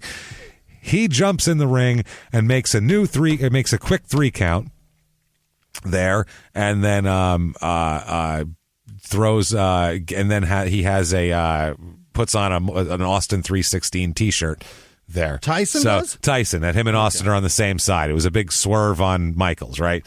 So that's what ends up happening there. I got in and counted you out, because the referee had gone down before that. Like the screw job. Right. They screwed it. Yeah, we got you. So anyway, they do that. Shawn Michaels is like, what the fuck, to Tyson, and Tyson punches him and fucking knocks him out, obviously. Shawn Michaels sells that like crazy. Spit flies out of his mouth. Fucking feet come up in the air. He does all of that. If he could have exploded his own head, he would have. He would have been like, how do I get my eyeball to pop out? Could I get it back in? Anybody know how to put an eyeball back in? It'll look great. So and then Tyson put the Austin 316 t-shirt on top of Shawn Michaels there, and that was the whole thing. And they go off into the night, and it's Tyson and Stone Cold. They're buddies now. So now they're friends. Now they're friends. There you go. Yay. March 5th, 1998. Mike files a $100 million lawsuit. He's like, I like filing them more than I like having them filed on me. In U.S. District Court against Don King. Okay. This is then, huh? Absolutely, accusing the promoter of cheating him out of tens of millions of dollars. Mm-hmm. There was a big rumor going around that this was after a falling out over the weekend, where Tyson was said to have slapped or kicked King in the face over the weekend. They said though, come Monday, Don didn't have any marks, so they don't know if that's true. Okay. Who knows? We have no idea. So they said that. Everybody has their opinion on this as well, too.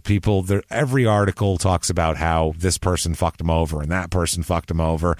Yeah. I guess he hired two guys, John Horn and then Rory Holloway, who we quoted earlier. They took a total of 20% of the purse of the last fight from Tyson. Wow. So 20% of $30 million or $27 million after the fine. That's a lot. It's a lot of fucking money. $6 million? It is. That's a lot. Yeah, it's $6 million. And allegedly also allowed King to take 30%. So Mike only got half the money for that fight. He gets $15 million out of 30? And how much do you want to bet that wasn't after the fine? They took their cuts pre-fine, and then Mike ate 12. The $3 million too. Yeah, he ended up with 12, I bet. And with that, it's almost like Don King made more money than Mike. Gee, weird, right? Isn't it weird how that always seems to work out like that for Don King? It's very odd. Never took a punch a day in his life. Yep. And then they said, this is in an article, you know how much percentage King took out of Evander Holyfield's purse? What? Oh, 0. Good point. Nothing? Nothing. Not a thing. Not anything. Holyfield is his own manager. He has a friend of his who's an attorney, who's his attorney and advisor that works for him. And that's it. That's pretty much what he does there. Yeah. So, yeah, it's pretty interesting. Who says this here? Somebody says, quote, what Horn and Holloway do, what do they do? Asked one fight manager who wouldn't give his name. They didn't line up fights for Mike. Don King did all that. They're supposed to have a fiduciary relationship with Mike, but they didn't care for him. They also said, don't feel sorry for Tyson. Don't run a benefit or anything as if he's broke, as some wishful thinkers say. He's broke, but not financially, somebody says. So I thought that was pretty fucking funny. He's broke, but let's calm down. He's broke, but it's between the ears. It's other things, yeah. Tyson also reportedly is in talks with Magic Johnson, who wants to get into the fight promoting game. Okay. He decided to get out of that and buy the Dodgers instead, so that's pretty fucking funny. That's awesome. Magic has done great for himself. He really has. He's done amazing. So that, though, when they called Magic Johnson's office, they gave a big no comment on that one. Didn't want any part of talking about that. He was billed by, this is fucking wild. He was billed by the promoter for this is by Don King, Tyson was billed, $150,000 in yearly salaries for Don King's children. What?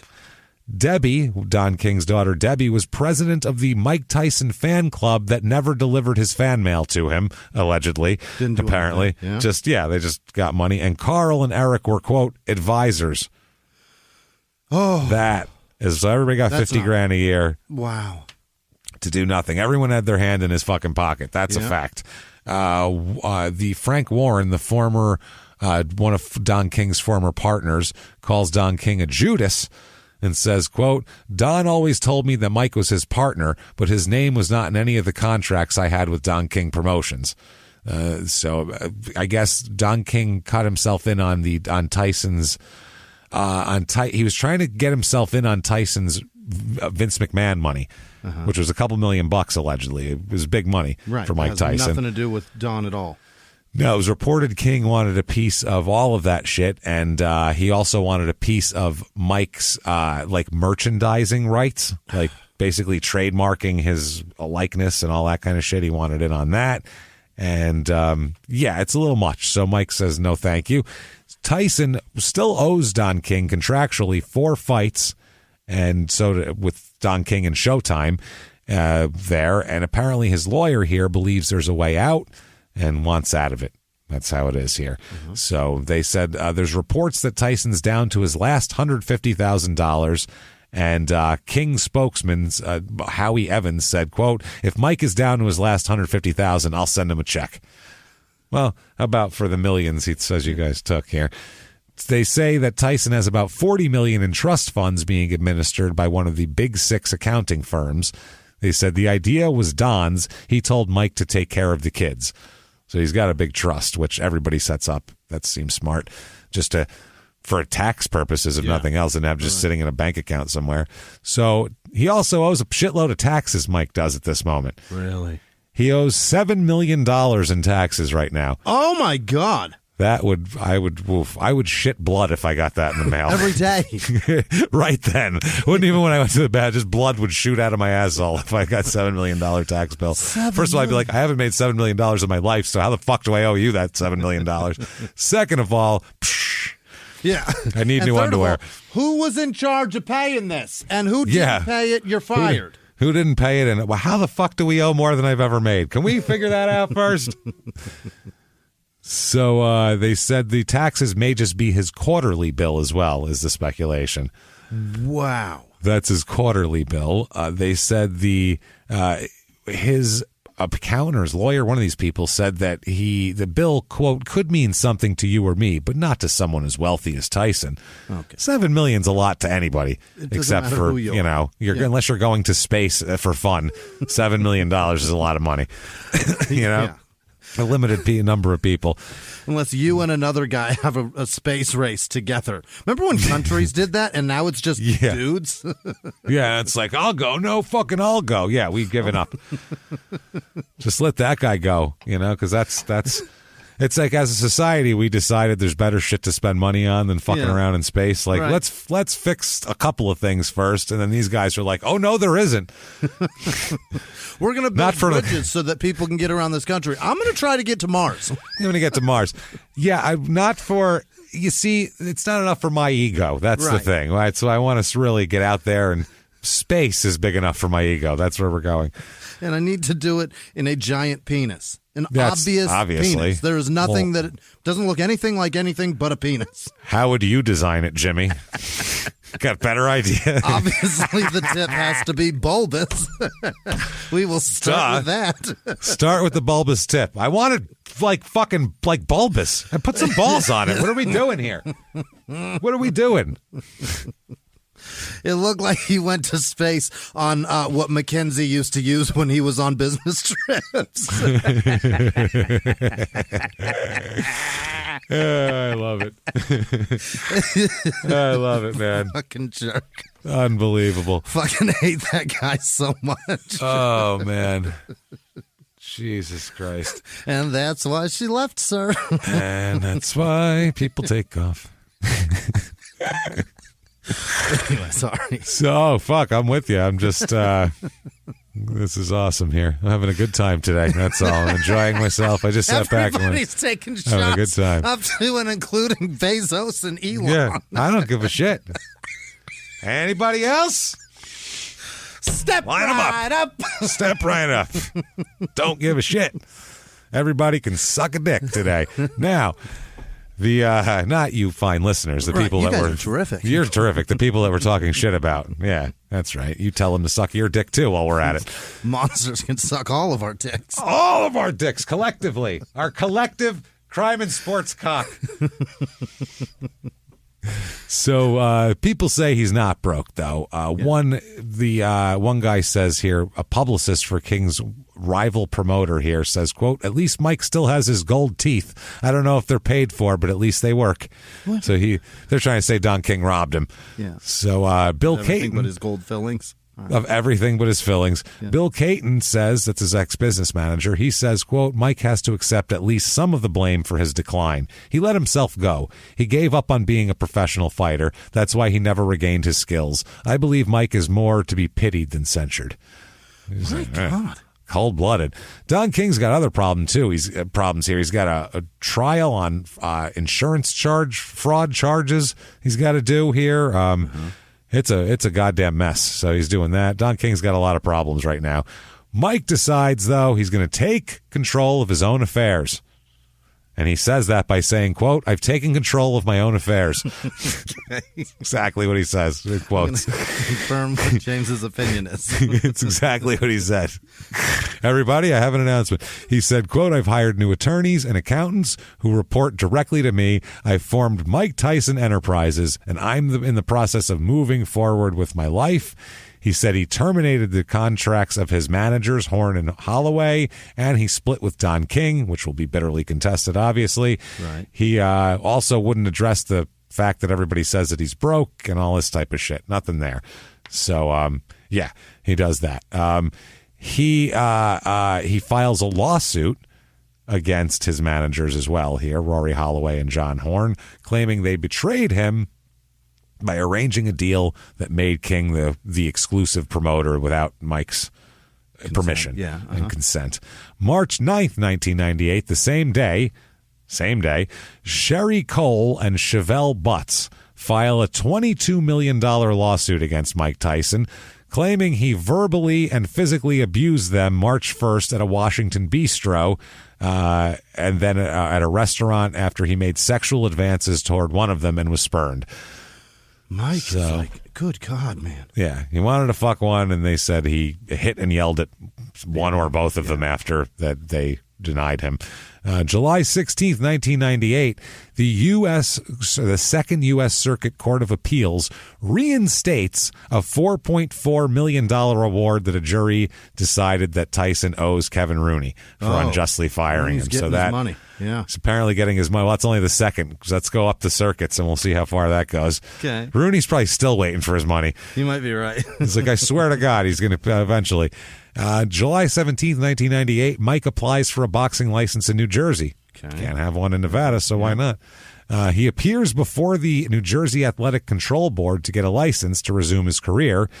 First, he chokes back tears. He apologizes for biting Holyfield's ear. Yeah. And then they kept asking him questions, and he said, quote, why do I have to relive this fucking shit all the time? Yeah. And then he says, quote, how many times does an individual have to be asked, are you sorry for what you did? You're seeing a guy being ripped apart. The crucifixion has to come to an end. Oh, Michael.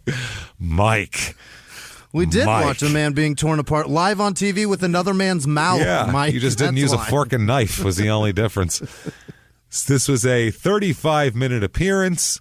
And he cursed at them, and it really didn't go very well. We'll put it that way. Not at all. Yeah. So then on the eve of the meeting where they're supposed to decide, they're having their meeting to decide. It's like 2 weeks after he's there. He abruptly withdraws his application for a New Jersey state boxing license. Yeah. He doesn't think he's going to get it, and I think he's heard through the grapevine it ain't going to happen. So he's like, fuck that. And you sit for 35 minutes motherfucking them. You're not going to get what you want. It's probably not going to. Why the crucifixion has to end? Right. Like, oh boy, Christ complex, a little Mike, or what? You literally said crucifixion. So August 31st, 1998, Mike is involved in a minor auto accident in Gaithersburg, Maryland, where his wife is driving. And he has to be restrained by bodyguards from beating up other drivers involved in this whole thing. Yeah.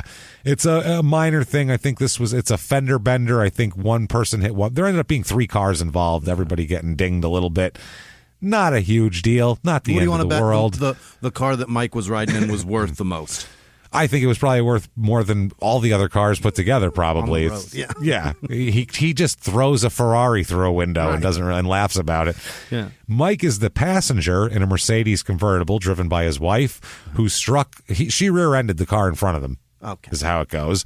Then Mike gets out of the car and appeared to want to fight the other driver. He's restrained by his wife and members of a security detail who were traveling in a second car behind Mike and Monica. This guy has to have people follow them in a car in case he starts trying to beat somebody up in the road because his wife can't hold him back. That's a lot. It's a reckless man. That's a lot, man. That's a lot. A Richard Hardick ends up filing an assault charge against Tyson, saying he was kicked in the groin by Mike after his car was rear-ended by Mike's wife. So, Mike's kicking dicks? Kicking dicks after his wife rear-ends the guy. So he's like, I'm hurting from both sides here. What are you doing? On the shoulder of the road?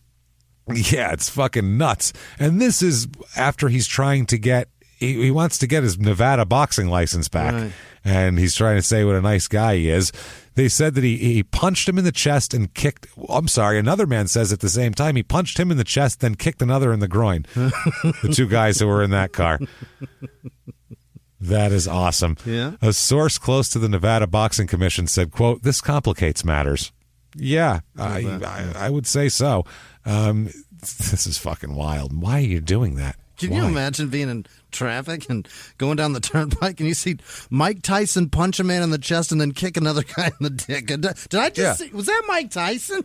How about minding your own business in traffic and getting rear-ended by a car, and you're like, oh, you fucking asshole, and you get out and Mike Tyson starts kicking your dick? That's crazy. But you rear-ended me. Right. Why are you kicking my dick? Wasn't even my fault. I was just sitting there, man. So, wow. Another person from the same altercation, Ambilic Saucedo. Oh, Saucedo, that's a cool name. Sauce Do. Yeah. That's awesome. Saucedo. Yeah. Sauce Dough. I like it. Sauce and dough. Sauce and dough. He's like, I'm going to get a restaurant, name it Sauce Dough. His last name is literally pizza. Pizza. We're doing this till we can afford to open our chain of sauce doughs, Jimmy. And then we're getting out of the podcasting game and we're moving into pizza. He filed a criminal assault charge against Mike Tyson, claiming Tyson punched him in the face as Sauce Dough talked with another driver following the auto accident. Socked one in the face, punched one in the chest, and kicked the other in the dick. This is a wild day. Gradually, the blows get lower and lower for a person. Pow, pow, pow. My back hurts. I don't want to bend down that low. I'll kick you. October 13th, 1998, this is a month later, the psychiatric report for Mike Tyson that the Nevada State Boxing Commission offered him, they said, you want a license, you got to take psychiatric tests to make sure that you're not going to bite people again. They released it to the public, James? No, it was released to the board at that point. Yeah. And according to doctors who examined him for 5 days, wow. They didn't examine the Elephant Man for 5 days. That's crazy. That's a lot. An alien could come down. We'd be like, after 3 days, we'd be like, I don't know what else we could do to him. Like, yeah, we looked in its mouth, its eyes, and its butthole. I don't know. We took apart the Beanie Baby. We found out what those little things are. I got nothing else. So the doctors say that Tyson is depressed and lacks self-esteem, but is mentally fit to return to boxing. Okay. Not sad enough to not punch people. Right. They believe Tyson most likely won't, quote, snap again as he did when he bit Holyfield. Okay. They think, what does that say, Jimmy? This is a team of psychologists. Saying he's good now. He's good now. Yeah. He's good now. He's got an official I'm good now paper that he plunked down. I'm good now. He's broken. This certificate hereby states that Mike Tyson is good now. He's good. This should be the last episode of Crime in Sports because I feel like it's all come to this mountaintop. Yeah. We should we should say, you know what? Goodbye, everybody. It's never happening again. We can't beat Mike Tyson, but we're not going to, obviously. Michael Gerard Tyson is good now. He's good now. That is awesome. It said, quote, he is sound mentally, he is sound physically, and he is sound neurologically. That's what his attorney said in summarizing this report.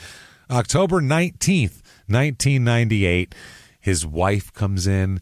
They sob how you got to give him his license back. She apparently was like, gave the real good. Yeah. She was the humanizing of Mike Tyson in their minds. Give him hell, Monica.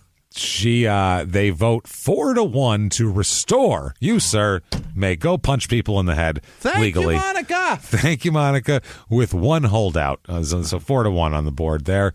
He says, quote, I'm very happy that this ordeal is over. Now I can go on with my life. And he is told by the chairman of the commission, this will be your last chance. You will either conduct yourself in accordance with our rules and regulations, or you will probably never fight again in Nevada. Wow. Fair enough, I'd say, at this moment. December 1st, 1998, Tyson pleads no contest to misdemeanor assault for kicking and punching two motorists involved. So he ended up pleading it. January the 16th, 1999, at the MGM. Yeah. So he's back in Vegas, baby.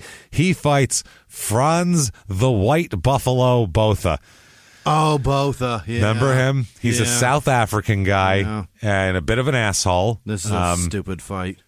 And Botha comes in 39-1. Yeah. So, I mean, he's got a good reputation and he's got a good record, but he ain't fucking Mike Tyson. It was just Franz. It was not Francois?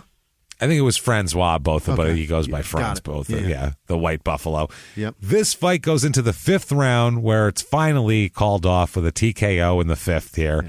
Tyson pummeled him pretty good, though. If also, as we'll find out, Tyson will later admit to trying to break his arm during the fight as well. Remember that. So if you want to roll your chair over to me, and I will turn my monitor. His quotes are amazing. They're fucking awesome. They really are. He says some crazy shit later.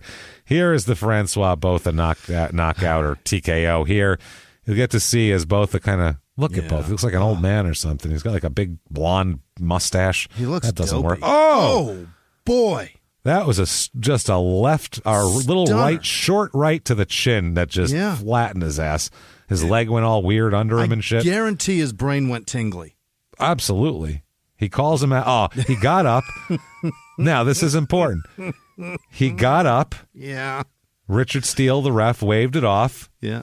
And then he stumbled backwards and almost fell out of the ring through the ropes. And Steele grabbed one side of him, and Mike Tyson went over and grabbed the other side to save him. This begins the period of time where after Mike beats somebody, he hugs them and tells them he loves them very much and he's a wonderful person and that he's an honor to be in the ring with you. And, the weirdest way to end up. It was an honor to kick your face in. Yeah, he's like, I love you so much. And they're like, man, what the fuck you doing? You just hit me like 14 times, made my face blow up, made all the liquid pop off my face, man. That ain't cool. You're an amazing fighter. You just exploded capillaries in my face. Now, there is reason for this. Apparently, and both admittedly, was fucking shouting South African racial slurs at Mike Tyson during this fight. Wow. He's trying to frustrate him because that's what they said. That's how you beat Mike. Look at Holyfield. You frustrate him. So he said, I'll throw racial slurs at him. That ought to do it. I've never heard of that working in a way that you beat somebody. No, and then they're going to get upset, and then I'm going to beat them up. No, I don't see how those two things go together. But he almost got Mike disqualified because, as he says, this is both a quote, Mike was trying to break my arm. He grabbed it and was, twisting it. Yeah. And they asked Mike about that, gave him that exact quote, and Mike said, quote, he's correct. So he's correct. I was trying to break it off. He was. So Tyson, though, said that he showed compassion as he pulled the guy out. This is Richard. This is Kemp. Who's this? I don't know. Somebody Kemp. Mike grabbed one arm, and referee Richard Steele grabbed after the other. After Botha regained his equilibrium, he and Mike hugged. And this was after Botha had taunted him with South African racial phrases. I wonder what they were. I don't know that I ever want to hear them, to be honest with you. Right? They're Who the fuck awful. knows? We wouldn't even understand them, I'm sure, because it's some weird South African thing, but I'm sure they're terrible. Yeah. February 5th, 1999 is court. Remember, he pled guilty to those 2 misdemeanor assaults? Right. Well, when you're on probation and parole for rape, you can't assault people. That's a problem. Oh, no. That's a problem. That's another violent offense. So the judge sentences him to, you, sir, may fuck off. 2 concurrent 2-year sentences. So 2 years twice, but same time, for assaulting these people. But he does suspend all but 1 year of the jail time. Okay. So he has to do a year in jail. He's also fined $5,000 and sentenced to 2 years probation. And also, they're wondering if this could lead to more jail time for violating parole in Indiana now. Oh, no. Yeah, this could have a chain effect here. So he goes to jail. He's in jail in February 1999. And he did jail time twice? What? Oh, yeah, he's in prison. Or jail, because it's less than a year, but he gets put in for a year. Yeah, he's in for a fucking year. Absolutely. I didn't either. I didn't remember it, though. February. Doing a second whole year? Jesus. He does so much. How could you remember anything? Yeah. Like, it's such a big pile. I've gotten 2 messages about this in the 6 years plus we've done these shows. Yeah. I've gotten 2 messages that said, why the fuck do you, this is amazing. Why do you have notes? You say you use note cards, but why do you use notes? You should memorize it, which I thought was funny. Who says that? That was back when the show was like an hour long, so whatever. Then I got one time in our live shows, people, they gush over the live shows. They really like the live. We're fucking comics. We know how to do a live show. We throw down, you're going to laugh, and it's going to be fun. Yeah. So we do all that. I got a message once from a person. I wish I would have saved it, Christ, because it's so ridiculous. But I think at the time I was like, fuck you, and just deleted it. They asked me, they liked the live show. They laughed a lot. It was fun and all, but they're a little disappointed in me as a performer. Not you, though. Not me? Not you. They said because you didn't have a script in front of you. So you, and now, mind you, I don't have a script. I just have my bullet points and I have my cues for the visuals because there's it's not like every word you're going to say is long form. Oh, God, out. no. No, not at all. I have a sentence and I have to remember what happened during that. And why do I have those words? Right. Why do I have that? Meanwhile, I have 200 slides and visual cues to know that count. They're jokes based. I say this, I hit a button, that comes up. It's funny. If I don't fucking remember to do that and I hit a button later and it doesn't make sense, that ain't a fucking comedy show anymore. That's two assholes with a bunch of slides that they don't know what to do with. So, but they said they were disappointed that I had a script on stage there. Yeah. And that they were like, I give Jimmy kudos for not having his script out. They thought that we had scripted banter, like we wrote a play. And then you didn't. You were off book, but I wasn't. James, I'm a genius, and I remember. I can remember an entire fucking 3-hour show, James, but I can't pronounce people's fucking names. Not at all. And I should be able to remember an hour 45-minute live show with 200 visual cues that correspond to jokes. I should remember that. And I should do it for all 5 of the shows we're running all over the country because we have a bunch of different ones. I should remember. And in addition to that, we should make, in addition to the 6 hours of podcasts and the bonus episodes and everything else that we put out, what is wrong with me for not memorizing that? A twat, right? James, if you could just catch up to my level of work, I'd be very thankful. That's what it is. That's really what it is. They're like, kudos to Jimmy for being off book. I was like, you are the dumbest person I've ever met. Not you, this person. I wanted to just send that one line back. You might be the dumbest person I've ever met, and then just leave it at that. But I was like, I'm just deleting this. James, we might have the #1 show if you would just fucking get off your ass and start working. That's the thing. I'm fucking lazy. It's just my laziness that's holding us back. This whole time we said, what is it? It's my laziness.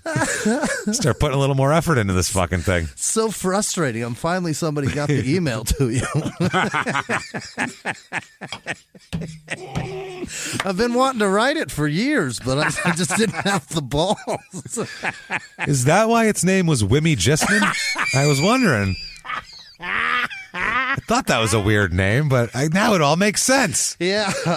God damn it. Son of a bitch. Wimmy Gisman. If that person had any fucking idea how easy my job is in comparison, it's fucking ridiculous. It's not even that. It's not even the comparison. It's just that why are you not memorizing all that? Was like, what? That's the craziest shit Sometimes I go to bed early, James, and I go, oh, God, I wish I could just do something for James so that he could enjoy how amazing this is.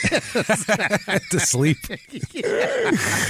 Sleep is awesome. Someday, Jimmy, someday. I'm sorry. That's so fucking funny, man. Holy shit. I wish I'd have known that somebody wrote that to you. I would have. Jimmy, you're off book.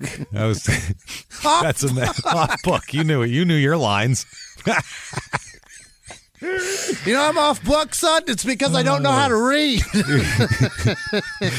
That's pretty impressive, though. They sat there for an hour and 45 minutes thinking that was all scripted, though. They must have thought we were amazing actors. Yeah. They say these things so naturally. Like they're not, like it's not even a script. They really just, they're jokes and banter. Like they're friends just having a conversation. It's amazing. So spontaneous, it feels like. Wow. It's impressive. They must have been with you guys in the Groundlings or something. I feel like there's improv background here. It must be because just the naturalness of your line readings is amazing. Absolutely staggering how Jimmy can remember every damn cue. The timing is impeccable. It's wild. Oh, Christ. Okay, sorry. So, February 20th, 1999, this is 2 weeks later, Mike is put into an isolation cell after a disturbance at the Montgomery County Detention Center. Several is the next word. That's what I'm going for here. Okay. Several TV stations in Washington reported that Tyson became upset, either in a cell in the break room, somewhere like that, and threw a television set. Just tossed it. The set narrowed. Yeah, just right through a window. I guess it came close to jail guards, which they didn't care for that. And no injuries or anything. But then it was reported that 2 days before this incident, Mike was taken off his antidepressants in jail. So yeah, you can't do that. Yeah, if you take Mike Tyson off his antidepressants, he might throw a TV at you, and you go, well, I mean, give him his pills, dummy. What the fuck do you want? And the antidepressants in jail, in prison, are probably not that functional in the first place. I don't know what the rules are there. Is if you have a prescription and can afford it, yeah. Do they let you get whatever you can get, or do you have to is it like whatever they have at the prison? I don't know, I can't imagine. Sorry, go ahead. My stepfather, who's in prison for 30 years, has heart medication that he doesn't get. I'm sure he could afford what he needed, but he can't get it. They give him whatever knockoff shit brand that the prison has, and it doesn't work the same. If they want to provide their own medicine, why the fuck does the state want to pay for it? I don't know. Why the fuck would they want to do? No, we got this. What are you talking about? Let him pay for his own. We got that. Take this instead. It's like, what? Are you out of your mind? Take this. It's worse and more expensive. Take it. Here you go. It's worse and it's more expensive, and you don't even have to pay for it. We'll take care of it. Yeah, we got that. Don't worry about it. No. Wow. February 26th, 1999, 6 days later, he's allowed to get out of solitary confinement and won back his privileges following an appeal of the disciplinary ruling because they took away his antidepressants. He said it was reduced to time served and he was restored to regular privileges. Also in 1999, he appears in a movie. This is the first of many cameos for him. What movie where he plays Mike Tyson. Play It to the Bone. Do you remember that? With Antonio Banderas and they were boxers. It was a boxing movie. Yeah. It was a boxing movie, and the other guy was in a boxing movie? Yeah, it was him and who's the other guy? I can't remember. It's not a great movie. No? It's not Woody Harrelson, is it? Probably. It might be Woody Harrelson. It might be Woody Harrelson. It's a blonde guy. I don't fucking know. I think it's Woody Harrelson, honestly, but I'm not sure. Play It to the Bone? Play It to the Bone, yes, is 1999. So it's a boxing movie, so you stick Mike Tyson in there as Mike Tyson, and why not? Is it Woody Harrelson, John? See, here's the thing about me typing. I type as well as I stay on book, James. It is so Woody excellent. Harrelson, and he's so bald amazing. as fuck in that movie. Oh, yeah, super bald, yeah. And then Banderas is looking, obviously, it's the two wonderful. of them on the movie poster, so I just have to assume it's definitely Woody Harrelson. Okay, good deal. Yeah, it's probably not on. That'd be amazing if. Okay, Woody won't do the movie, but he said he'll do the poster. And he's capitalizing then on his Natural Born Killers money. You know what I mean? Oh yeah. And that's the big movie that he's going to take after that. That's some status. They must have had a big budget or something. I'm going to have to watch that dumbass movie. Yeah, it was watchable, but it was nothing great. October 23rd, 1999. Yeah. Back at the MGM. Man, he's lucky to get that license back. He is fighting Night Train Orlin Norris. Now, he has Night Train, and then his other nickname is The Juice. So he's Night Train Orlin the Juice Norris. Yeah. There he is. He's 50-5 coming into the fight. So it's an experienced fighter. He's a smaller guy, former cruiserweight. He's actually a little shorter than Mike. Really? Which is... Mike, I don't know how you would even know what to do with that. He's never fought anybody like that. Smaller guy here. This fight turns into a no contest, is what this is. Yeah, it's a weird thing. Let's me and you take a look over here at this. No contest. Does nobody get paid for this? They get paid. There's a contest there, but just none in the record books. Nothing goes down. Right. Here's Orlin Norris. Look at that peak. That widow's peak. See, that's the one, his knee. He blew his knee out. All right. Right uppercut. Orlin fell. And I think he blew his knee out when he fell, if I'm not mistaken. Right? Is that it? I don't know. He's walking. He's limping. Either way, I don't know. The guy came in and his man came in and got him, and I don't know what the fuck happened. Oh, yeah. Nobody should have been in the ring right then. Maybe that's why. But that was a DQ for McNeely, though. Yeah. I don't know what the fuck. That should have been a knockout. He fucking thumped that guy. It to me. Yeah. That was round one. That was peak widow's peak for Mike Tyson too. His haircut there was very. It made more of a statement than his fucking punch. Yeah, he had a real I'm going to make a new hairline here. Yeah. It's going to be fun. I'm going to make like a mohawk, but also grow more hair. Mike's always been able to do that, so good for him on that front. Anyway, so December 1999, Mike has now this is we could do Mad Libs all day and you could never guess what the next subject matter of this is. any word, just anything throw out there, and it's not as crazy as what the ferrets, Jimmy. Yeah. It's about ferrets. Was that what you thought? I did. Crab apples. Let's go. Crab apples and ferrets. December 1999, Mike Tyson is being called a ferret abuser.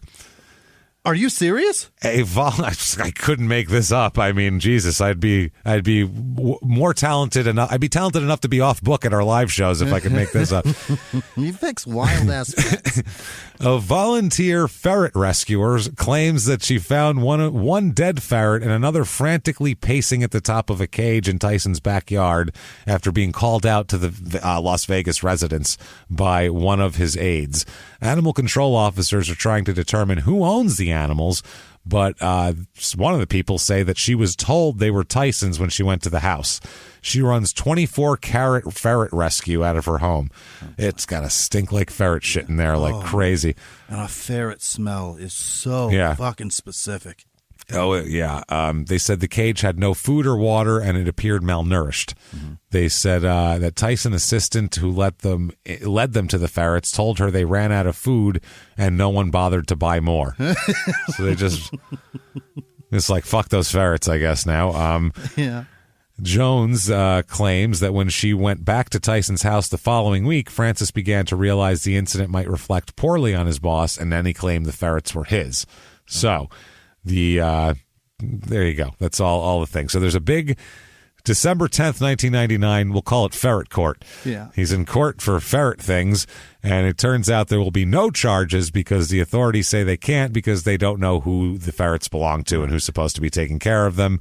And they're like, we've spent about enough time on a dead ferret as we're going to spend. On a $39.99 pet. This is crazy. Yeah. I mean, call us back when a dog animal gets, abuse. Yeah. No, it is. We're not saying that, but they're, it's a fucking major metropolitan city. You know how many people are getting fucking raped and killed in Las Vegas? In Vegas? Forget it. We got the cops working on this. I mean, isn't there another unit we can call in for this? Like, hey, kind of a... People that check out, like if there's watered down drinks in casinos, somebody like that, like some kind of party commission that checks on ferrets. Send it up the road to Reno and have the sheriff's department up there. There you go. Sheriff's department. They have time. Old Dangle will take care of it. So he's in England now, goes to England, and he is taken to a police station in England. Not because he's under arrest, but he's taken there and held under protection for more than 4 hours because... He comes to England to fight. He's going to fight Julius Francis. And apparently the crowd's flooded with people in the streets to see him and cheer for him and all that sort of thing. And London didn't want to let him in. England didn't want to let him over there because of his criminal record. But so that silver streak runs deep, and it runs so deep it can go under an ocean and all the way across and... sprinkle money over there. Especially when it helps your fucking economy that tremendously. It's a huge deal. Yeah, you're going to pack hundreds of thousands of people around TVs and in a stadium to watch a fight. It's going to boost your economy. And your boxing kind of business, too, if we could start that up. Tyson says, quote, if you're an African-American or you're a black man from any part of the world and you come to London, you go to Brixton to see your people out of respect for them alone. So that's where he is there. He is... He's wandering around. They have to take him in the police station because he's surrounded by tons of people. He got out of a Bentley and everybody went over to him and went crazy. Yeah. He went out of a window to talk to the fans like, Mussolini over here. And he says, hey, listen, they said you didn't want me here, right? These councilmen can't tell me nothing I don't know about my brothers. I've got to get back to training, so I would appreciate it if you let me break out. Thank you very much. Thank you very much. I love you, Brixton. And eventually they didn't leave, the people, and so they eventually had to smuggle him out into an unmarked van. They stayed for more than an hour after he was gone. They said tons of people were flinging beer cans into the police yard. Wow. They're going to be drinking over there. That's how it goes. So, people were very excited about it. They said how big it was. What do you have a crowd? What do you want? Everybody wants to touch him? You know what I mean? People I don't rip know. Clothes off him. What do you guys want? He stuck his head out of a window and made a speech to you. I think that's about all you're going to get. What else do you need? We're all going to get an autograph? I mean, what are we doing here? You're going to stand here and just with a pen and and a boxing Shitload glove. Of people here. What do you want? I don't understand crowding people like that. It's I never nuts. understand that. Like some celebrity, like, everybody runs to them. What are you going to do? Why? What are you, Hi. Right. What are you doing that for? Hi, I'm Jim. Nice to meet you. Great, yeah, great. So where are you from? Oh, shit, there's a lot of people. Yeah, you go do your thing. What do you tell? You're not going to talk to them. So, January 29th, 2000. How do you do, Mike? I met my dad when I was 28. Do you want more facts about me? More facts about me? I can get them to you quick because there's a lot of people here. Okay. This is at the MEN Arena in Manchester, England. He fights Julius Francis, who is 21-7 coming into this fight, which is not a great record. It gets worse. His career record turns out to be 23-24-1. Oh, wow. So after this fight, he wins 2 and loses 17. A lot. And has 1 draw. That's a terrible time. Francis goes down twice in the first round and 3 times in the second before finally they get in there and go, okay, obviously this isn't happening. Round 5 2. 5 times in 2 rounds? 5 times in 4 minutes and 3 seconds because it was 1 minute and 3 seconds into the second round. He didn't stand for more than a minute at a time. Nope. Let's take a look at it here, Jimmy, shall we? I'm going to fire this up and let's take a look. Yeah. You have Mike and coming up. Ooh, swings a big left. Oh, hey. Oh, there's some. Oh, that left hook was vicious, but he missed with it. Oh, he missed. Jeez. Oh, that was a body blow. Mike dropped him with a body blow. And body blows when they go down look so to the stomach. painful. Yeah. Oh, they must hurt to be knocked down with a fucking body. Oh, left hook and to the face. Right to the See eye. ya.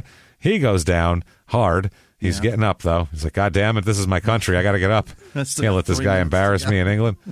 Oh, Mike just. Oh, that left hook was to the head, like to the top of the head. Man. Left hook. These are hammer blows. These are just painful pop, shots. Look, he's getting more. Oh, God, fuck. Jesus! Don't left, get up, man. left uppercut. I already know Stay. he's going to go down one more time, James. There's no reason he should be getting up. Stay down. What are we doing? Oh, my, sir. If you've got kids, I beg you, don't get up. Please stay down. Oh, Dear then it's Lord. waved. I don't even know if he hit him with that last punch or if I the think guy he lost his missed. balance. But it's the third knockdown, so the ref waved it off because that was Wow. a third knockdown rule in effect. And TKO, 47-3 for Mike. February 8th, 2000, Mike reaches a settlement with 2 women who accuse him of assaulting them at that restaurant. Remember the ones he came on him? He reached a settlement with them. At the bistro. So there's some things he settles and there's some shit he fights. So I feel like for him, like, and I mean, like, I'm not talking about the rape charge. I mean, like some of these like nightclub incidents. Yeah. It seems like the ones he settles, maybe they're the ones with witnesses and proof. That's, I don't know. So maybe it's not a matter of, some sort of morality. It's just the proof. The burden of proof is too heavy. Yeah. It's too heavy. So, they're going to get some money out of this, and that's how they were seeking $7.5 million in damages, but it's a confidential thing. There's not to be released. Okay. May 19th, 2000, a couple months later, at Cheetah's Strip Club in Vegas. Yeah. Obviously. He's there, and he has some problems. There's a dancer, Victoria Bianco, filed a report on an incident there, an alleged incident with local police. They're investigating it. And Bianco claims that Tyson punched her in the chest and hurled expletives at her in a club where she was working as a topless dancer. He punched a stripper in the titty? I don't think you punch a stripper in the titty. That's wild. You shouldn't anyway. Police were called to the scene, but after interviewing witnesses, including Tyson, nobody was arrested, no charges were filed, nothing like that. But she's speaking, and then she files a lawsuit against him, seeking a whole bunch of damages. Yeah. The club manager says it's bullshit. Real. This is the funny part. Now, I don't know if the club manager just would sacrifice a dancer for VIP or how that works. I'm not sure, but yeah, I don't know that you want your strip club in the spotlight when you have stars coming in there who have shitloads of money and they throw it around. Yeah. What if some wide receiver wants to punch a woman in the titty? I mean, they want to know that that's a place where you can come, I think. It's a fucking strip club. Yeah, you're safe to do that. Right. So the manager, though, said that one of his dancers was trying to, that's obviously sarcastic if this is your first episode. He says that this dancer was trying to extort money from Mike Tyson by accusing him of hitting her during a scuffle. This is Lonnie Roybal. He says that she was fired from the club after she went to police a day later and filed a complaint against Tyson. He says, quote, Mike never struck her or pushed her in any way. She's in it for the money. He said that he was sitting next to Tyson on that night, so that's how he knows this, because he was there. He was sitting next to Tyson when the dancer approached him and tried to sit on his lap. He said Tyson raised his hand up to create space and yelled obscenities at the woman, but never hit her.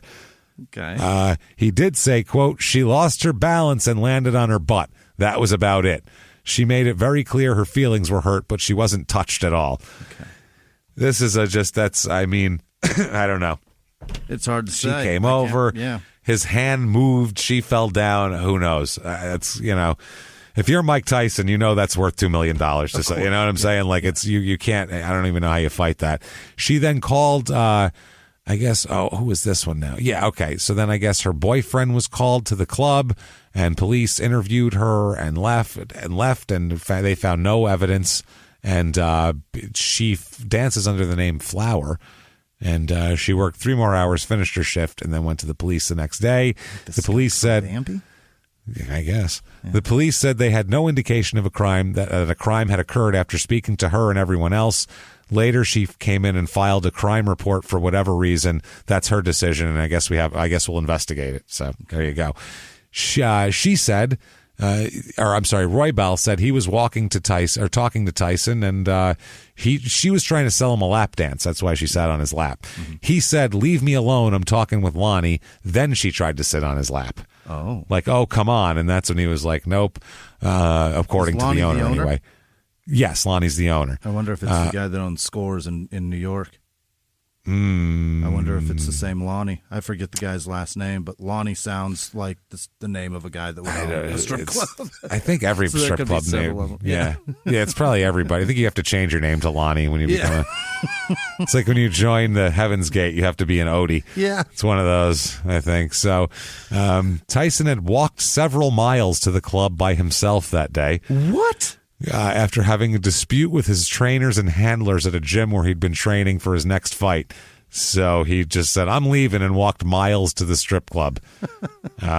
This is after the previous week, he yelled obscenities at a female photographer at the gym and ordered her removed from his workout. Okay. So he's had some problems. He won't face charges from the Cheetahs incident here. Yeah. They found little evidence even after this is after she did the report, and they investigated it more. I don't know how much more you can investigate it than talking to everyone that night, but yeah. I mean, fine. So anyway, there you go.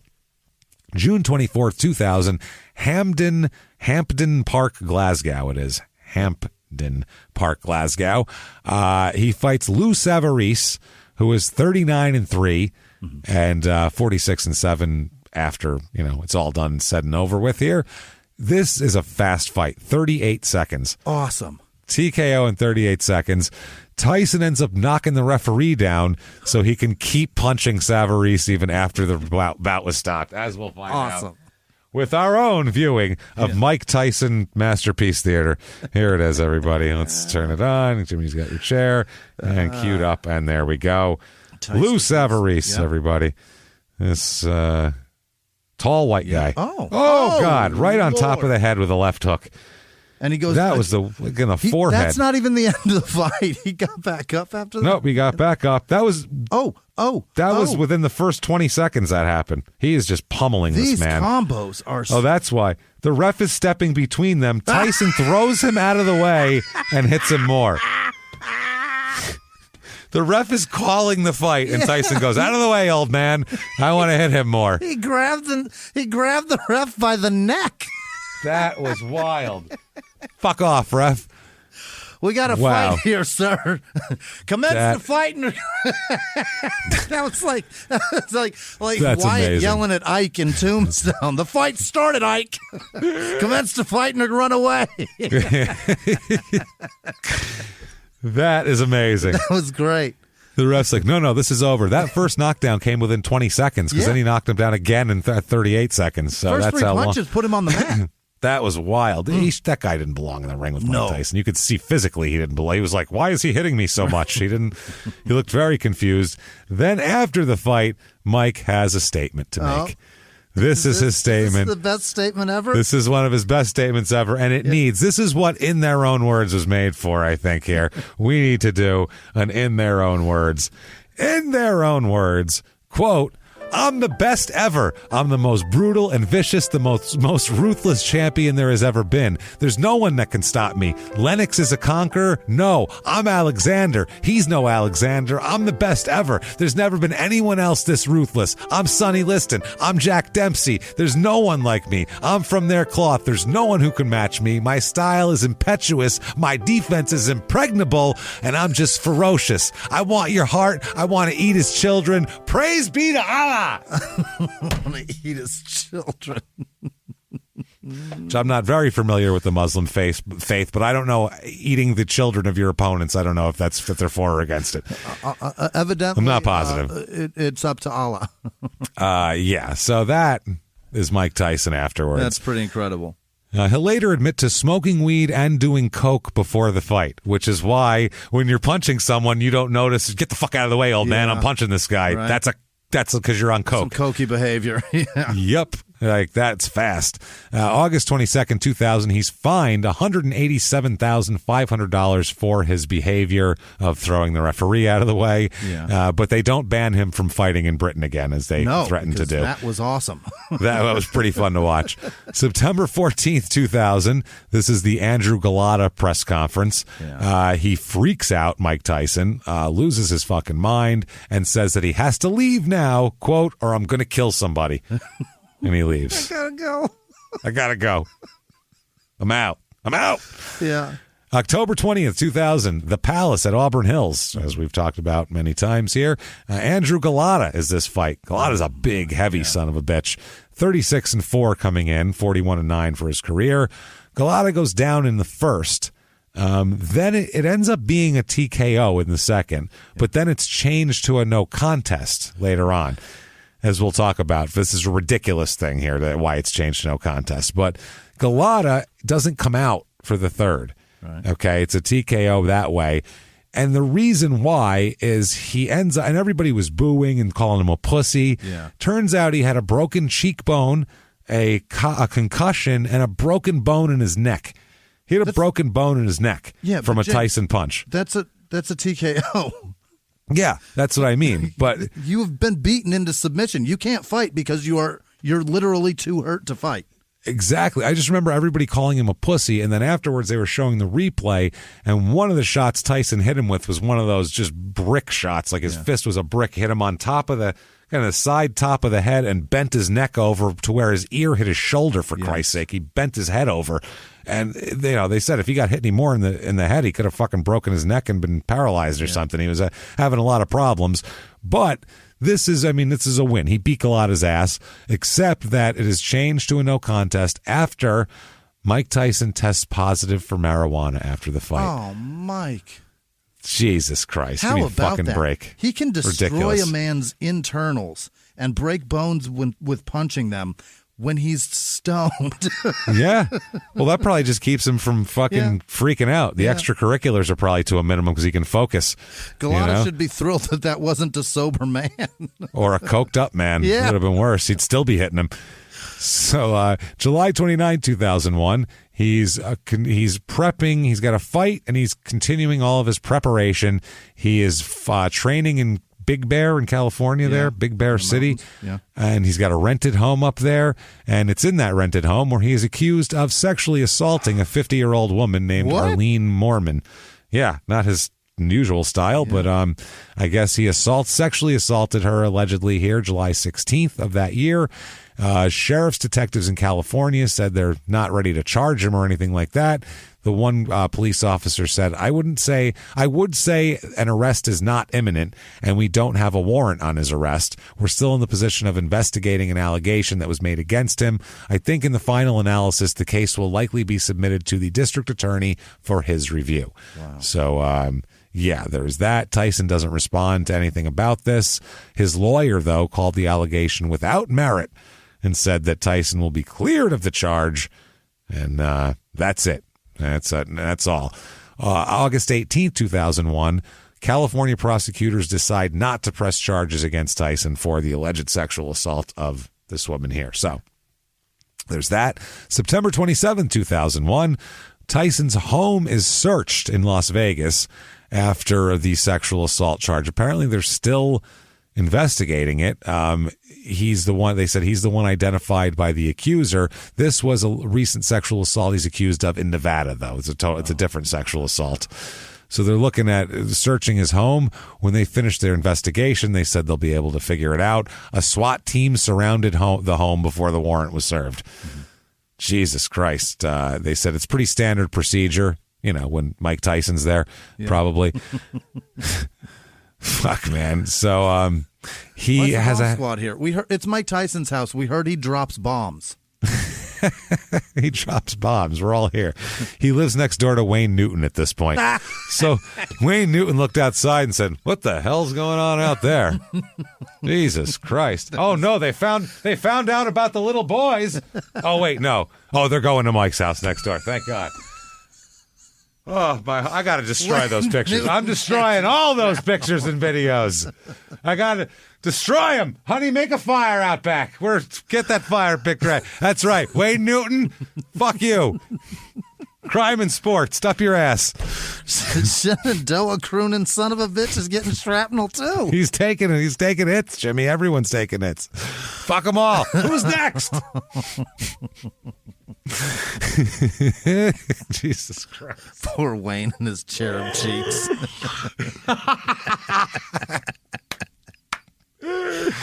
Only person ever to feel bad for Wayne Newton. So, that's awesome. So October 13th, 2001, that's pretty close. Oh, it's in Copenhagen. I was going to say, were they having boxing matches a month later after September 11th?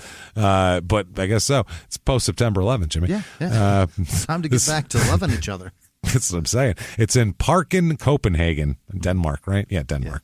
Yeah. He fights Super Brian Nielsen. Oh. Super Brian. Watches a lot of Super Dave Osborne. That is awesome. He comes out in a cape. He's 62 He's fired and out 1. Of a cannon into the ring. Oh shit! They missed him. He's in the fourth row. He took out announcer Larry Merchant on the way in. Larry's dead now. It's very sad. So he's 62 and 1 coming into the fight. So I guess you can be super. Mm-hmm. He finishes his career 64 and 3 though. Super Brian does not come out for the 6th round. He decides he's had enough after 5. Yeah. 49 and 3 for Mike. December 18th, 2001, Mike is under investigation for assault again. This time, hey, it's an improvement, Jimmy. It's not against a woman, at least. Assaulting men now? He's assaulting a retired boxer named Mitchell Rose. Dear Lord. Again, this is a Mitch Green situation. His name's Mitch, especially. So and Rose is red and green. It's crazy. Yeah. Apparently, they're investigating charges that Mike punched him and ripped his mink coat outside of a Bed-Stuy nightclub. So he's in a nightclub in Brooklyn in Bed-Stuy, rips this guy's mink coat. He said Tyson did it because Tyson showed up with 2 women and Mitchell Rose called them chicken heads. Like two Mike. What's up with these chicken heads, Mike? What's up with them chicken heads you're with, man? This is fucking amazing. Right oh, that's what I mean. Fuck, dude. In a mink coat and everything, he calls them chicken heads? Let me turn them chicken heads into ladies, why don't you, Mike?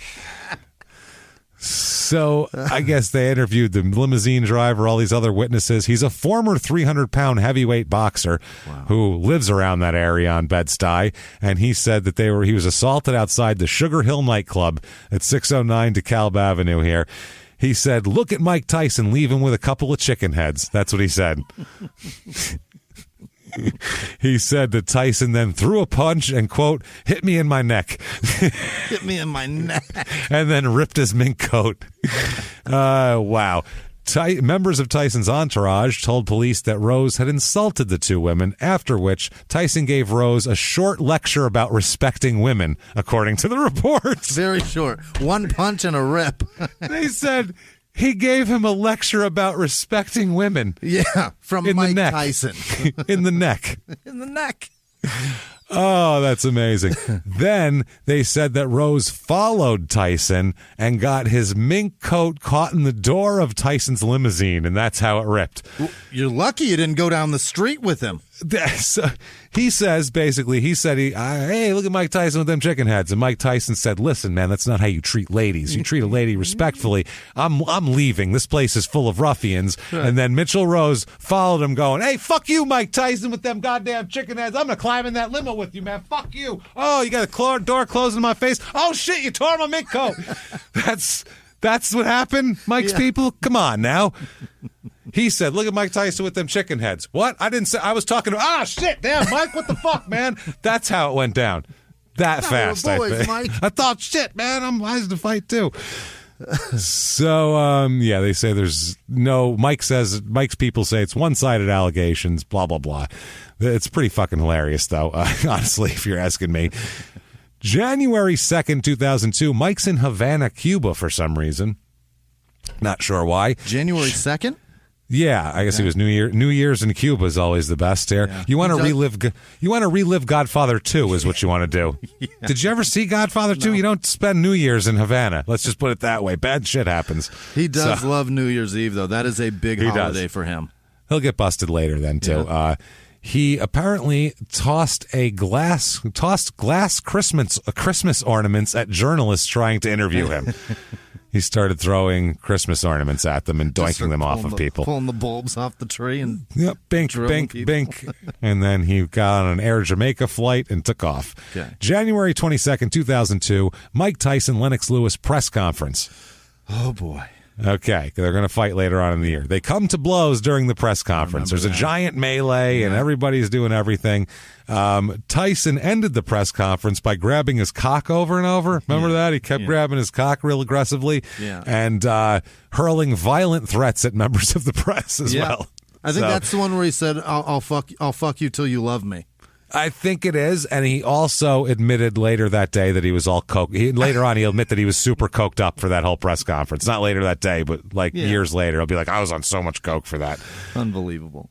Obviously. By the way, it's alleged that Tyson bit Lennox Lewis's leg during the melee. Really? Somebody bit his leg. They said it was Mike Tyson. You know what? Grace. Fuck it. I mean, what else? When else can you even put it in there? It's random. Fuck it. Grace. Grace, everybody. Yeah. That same day, by the way, that same day that this happens, police in Las Vegas say they have found evidence supporting a woman's claim that she was raped by Mike Tyson in Las Vegas. Really? Yes. The case is with the local district attorney's office, which will decide over the next 2 weeks whether to charge Mike Tyson. Police recommend arrest, though. They said they've done a thorough investigation, and they find merit in the story. Oh, boy. So, January 29th, 2002, in a 4-1 vote, the Nevada Athletic Commission rejects Mike Tyson's request to box in Nevada again after the press conference incident. Yeah. So there's that. Plus, he's got rape charges pending at this moment. Good. So, February 2002, police in Hawaii are investigating a woman's allegation that Mike Tyson struck her at the Pro Bowl game, the football game at the Pro Bowl. Yeah. Mike Tyson's life is Mad Libs. A life of Mad Libs is this guy's whole thing. The 38-year-old woman told police several hours after the game that Tyson hit her when she ran up to talk to him at Aloha Stadium in Honolulu. He wasn't arrested, and she didn't have any serious injuries, but they did open a misdemeanor third-degree assault case. I don't understand that either. Why do you run up to people? Why do you don't run up to public figures? You run up to them. You're a threat. That's true. They're thinking, are you going to stab me? Yeah. I don't know. And by the way, maybe she called him his girlfriend a chicken head. We don't know. We don't know what was said. We don't know. April 2002. Mike is at a strip club in Phoenix, of course. Why not? It is the highlighter. Yeah, you know it, Jimmy. Absolutely is the highlighter. They're reviewing claims by a dancer that her and her boyfriend were assaulted by Mike Tyson after a confrontation at the strip club. Yeah. Tyson's lawyer says that he was at the strip club but left before there was any confrontation. A brief police statement said there were no visible injuries to either victim and that Tyson had left the highlighter club by the time the officers arrived before 1 a.m., and there's that. The detectives said they will determine if any of the people involved should be charged, and Tyson's attorneys call it patently false, obviously. Well, June 8th. Fired. I do know that. Yeah, really? She was. Really? Oh, that's interesting. She was fired. He was, and the boyfriend was asked never to return. And Tyson was back there New Year's, I believe, 2004, and I know that for a fact because my friends were with him. We don't know how strip club politics work. We have no idea. Fascinating. I feel like VIP is going to always get us. Is going to always it wins. Every time. So. What are you going to do? Yeah. June 8th, 2002, the Pyramid. It's a scummy place. It really what do is. You want? It's a fucking tits are out. It's going to be not gross. That you should touch people. People should be able to dance and not be whatever beaten up or touched. But dancers seem to have a history of saying this. We don't know if it's true. I have no idea. I wasn't at the strip club. I have no clue. Strip clubs are a scummy place. And those things are both true. Yes, both true. This is at the Pyramid in Memphis. That's where they had to fight now in Memphis. He fights Lennox Lewis coming in. Lennox Lewis is a great fighter. They fought in Tennessee? They did. They were going to fight in Vegas, but he lost his license.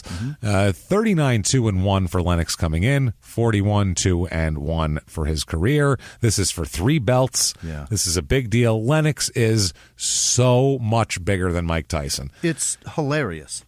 Lennox is 6'5", and he's a wide guy too. Yeah. He's outweighing Mike by 30 pounds. I don't know what their actual fight weight was, but I mean, Lennox is a huge guy, big frame. I think he has him by like 14 inches too in terms of reach. It's insane reach, and he knows how to use it. Lennox is a great jabber. He's just a great technical fighter. He's a wonderful boxer. But he's not boring like Lennox Lewis. Yeah. He was still fun to watch. You know what I mean? Or like Holyfield. Yeah. I'm sorry, not Yeah. boring like Holyfield. So. This fight is a pretty good fight, but Mike is well past his prime here. He's in his mid-30s at this point. He's well past his prime. Lennox is in his prime. And if this fight happened, these two guys, you take them both out, and you take this Lennox Lewis and you fight him with 1988 Mike Tyson. Mike Tyson eats him alive in 2 rounds. Yeah. Eats him the fuck alive just because at that point, the hurricane that he was, you couldn't withstand it. Right. Because Spinks was a good boxer, too, and there was no way to get around. You jab him, and he just comes through it and fucking buries you. Yeah. But this Mike Tyson, no way. And Lennox Lewis is a great fighter. What a fighter. And it still takes eight rounds. 8 rounds to knock it to knock him out. to take it out. And Mike dropped his ass with one good punch, too, at one point. Lennox went down hard. As we know, Lennox has you can catch Lennox, not you, but a boxer, can catch Lennox off guard, and he'll go the fuck down. He's a one-shot, go-down guy, as Hasim Rahman found out when he knocked him out fucking cold with one punch that he never saw coming. The elegance of his British accent is beautiful, too. Beautiful as he pummels you. Yeah, he's wonderful. He's just a majestic animal, that guy. He is. He's great. Yeah. He's a awesome dude. He's really smart too, Lennox Lewis. Yeah, I've heard him talk about certain things. Yeah. He's a really smart dude. 49-4 for Mike now.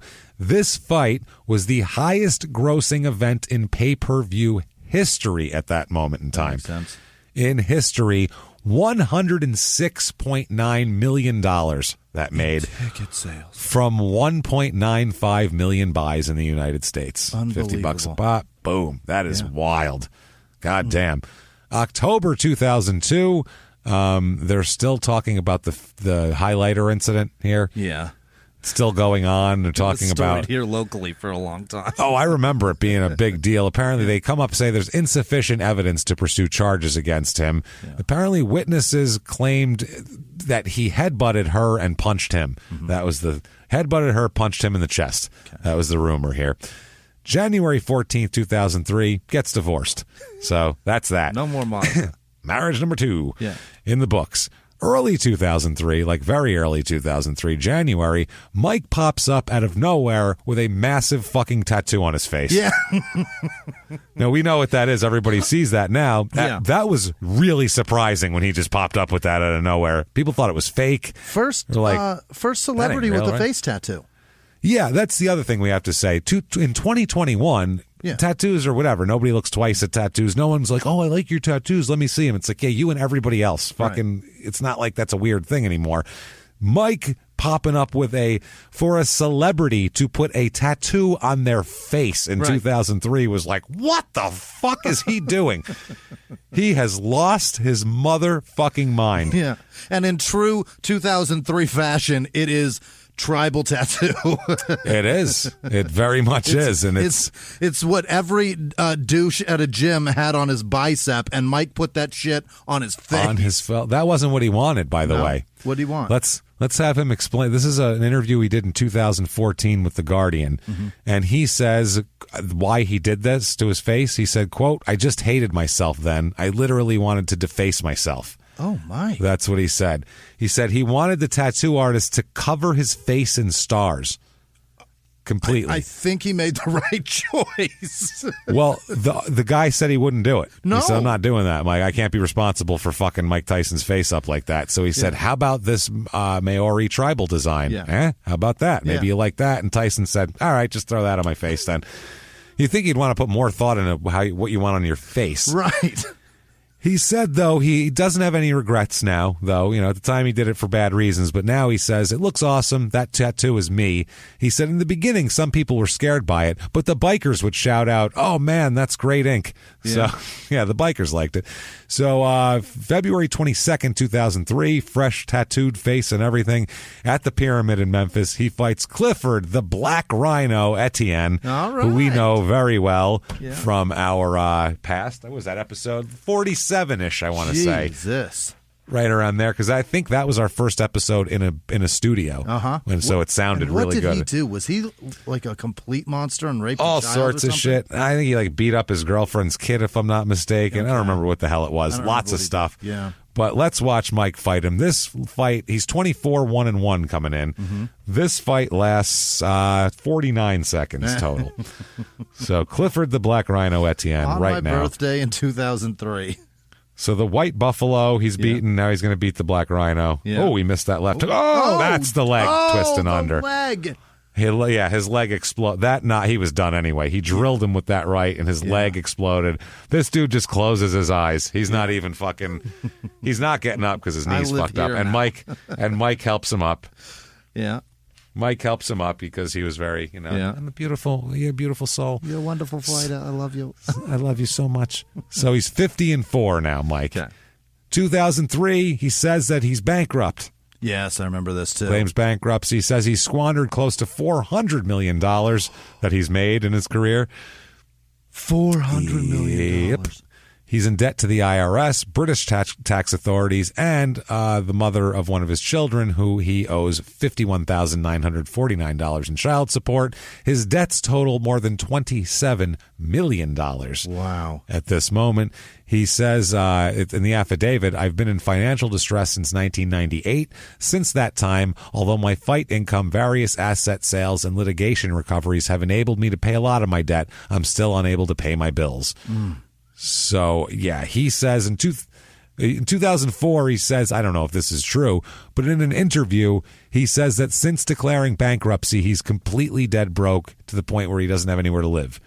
Says he's fucked. He says, That's quote, ridiculous. Yeah, quote, "I've got nowhere to live. I've literally been sleeping in shelters. Unsavory characters are giving me money and I'm taking it. I need it." Oh, Mike, no, you're not. Mike, where is that coming from? That's not true. I did read when this happened though. He put out they released what is his monthly debts, his debtors. Yeah. Oh boy, was paying like $15,000 a month for cell phones. Yeah, for shitloads of people. For His whole entourage, his security detail, he's got management, he's got all these people. It's fucking insane, man. So June 22nd, 2003, more brawling. He is arrested at 5:30 in the morning after fighting with two men from Pennsylvania outside of a hotel. Okay. All three were guests at the hotel. And this is 5:30 a.m. They were outside of the hotel. They were out there. Apparently, there was a woman outside of the hotel when the fight began. One of them used a metal pole grabbed from the lobby against Tyson. They hit him with a pole. Yeah. Well, like a stanchion. Right. Like for where the barricades go. He was treated One for of those minor. with I think so. Either that or like a curtain rod or some shit. I was trying to think of what metal pole would you get from a lobby, and that would be right there, one of those stanchions. Yeah, I bet that's ropes maybe on it? not though. Wow. Yeah, he said that his right hand got bandaged and all that kind of shit. They said that Tyson feared the men would hit him with the pole, and they said that they instigated it, is what the source, one of the witnesses said. They were harassing him, saying things to him, but Tyson was the one who threw the first punch. So that's the accusations there. Second degree, what is this, assault in the second degree? Oh, menacing in the second degree, menacing in the third degree, and harassment, all misdemeanors are charged against, I believe, everybody. Yeah. One of the men and their female companion was treated for minor injuries. And there's that. At what point at what point can you throw the first punch when you feel threatened? Do you know what I mean? Like, do you have to wait as Mike Tyson for somebody to throw a punch? Like, a fucking hotel lobby where you're staying at 5:30 in the fucking morning. At what point can you just be like, get the fuck away from me and start dropping bombs? I mean, I have a bubble, and if you get in it, I'm hitting you. That's it. Like, that's bottom fucking line. Like, I don't care whether I don't know whether that's allowed or not, but we'll worry about that later. I'd rather talk to a lawyer and fucking worry about it than, be in a hospital worrying about it later on because I didn't see some cheap shot coming at me or some shit. At some point, though, I mean, you can't just throw blows at women. But, especially if you're Mike. But Mike's got a security detail with him. Yeah, what the fuck are you doing, Mike? Where are they at? Not telling these guys, look, it's Mike Tyson, yes, but let him get some fucking rest. We're in a hotel. Yeah, leave him the fuck alone. Yeah, you shouldn't. Every guy doesn't. That's the thing. If you're Mike Tyson, everybody's trying to see if they can punk you and all this shit. It's ridiculous. Leave the guy alone. So, well, maybe not. I just say that. This is like you saying, he's my kind of guy. And then he does an interview with Fox Television here where he says he's so angry still about the conviction for rape from 92 that, wow, he's so angry he now wants to rape his accuser and her mother. No, Mike. No. I'm so angry at them, I want to rape them both, he said now, which that. is like, what are you talking, Mike? Don't ever say that. Wow. August in 2003, they're trying to set him up with a fight against Bob Sapp. Oh, I thought you were going to say Bob Saget. Him and Bob Saget are going to fight. It's just a weird thing. Why would he want to fight Danny Tanner? But Japan will not let him in due to his criminal history. They don't care how much fucking money he's generating. They're not letting him in. Yeah. July 30th, 2004, Freedom Hall State Fairground in Louisville, where it all happens, Jimmy. Yeah. Obviously. He fights Danny Williams, the Brixton bomber, who is 31-3. He turns out to be 54-29 for his career. Right. This is a knockout in the fourth round. Tyson loses. He gets knocked out by this guy in the fourth round. At a state fair. He beat the shit out of this guy for the first two rounds. The third one was kind of whatever. And then after a while, there were some illegal blows from Williams, by the way, which were penalized even, some cheap shots. In the fourth round, Tyson just goes down.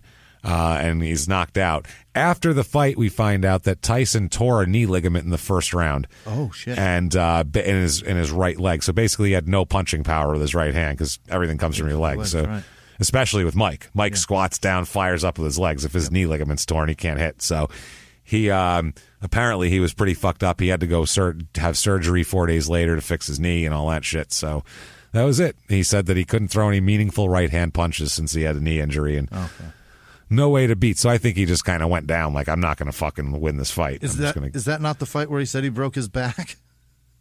He broke his back? No. This after the fight, there was a fight that he had that they were like, "What happened, Mike?" And he was like, "I broke my back." Oh, it might have been the one. Yeah, that might have been that one. You're right. Like, I think you're like, right. What? And he goes, "Spinal." Spinal. Yeah. Or your knee. Yeah. One of the two. So, December 2004. The fight that he had with he's sentenced to do 100 hours community service for the fight with the guys in Brooklyn, or with the two men in Brooklyn that he fought out there at the hotel, the Pennsylvania guys. Okay. And he does 100 hours of community service, and he is let off of that there. A few days later, though, he is cited in Phoenix on suspicion of felony criminal damage after a Scottsdale bar patron accuses Tyson of damaging his vehicle. What? Yeah, Tyson was like a hurricane living in town when he lived in Phoenix. It was wild. June 3rd, 2005, he's in an interview with USA Today, and he said, quote, My whole life has been a waste. I've been a failure. I just want to escape. I'm really embarrassed with myself and my life. I want to be a missionary. I think I could do that while keeping my dignity without letting people know they chased me out of the country. I want to get this part of my life over as soon as possible. In this country, nothing good is going to come of me. People put me so high, I wanted to tear that image down. And so, yeah, that's when he started hanging out at home. And he had a big giant house in Paradise Valley and shitloads of pigeons. Yeah. Yeah, he started being sort of weird. Beaut of a house, James. Holy shit. Oh, yeah. He'll sell it later, as we'll talk about. Really? June 11th, 2005, in the MCI Center in Washington, he fights Kevin McBride, the Clones Colossus. I don't know, he's Irish. I don't know. Yeah. Whatever the fuck. It's probably a place in Ireland, I assume. Clones. Clonus. 32-4-1 coming in. Tyson does not come out for the 6th round. Just doesn't come out. He said later on in a documentary, he said that he fought McBride for a payday and that he didn't anticipate winning. He never even thought he was going to win. He said he was in poor physical condition and fed up with boxing, and he said he just was ready to quit. So he just quit, and then that was it. He retired right after that. That's it. 50-6 in his pro fighting career. Wow. So that's how it goes. Little quick overview. This is his best ofs. Every fighter they do an interview with who had the best whatever. So this is Tyson's list of best ofs. It's kind of interesting. Okay.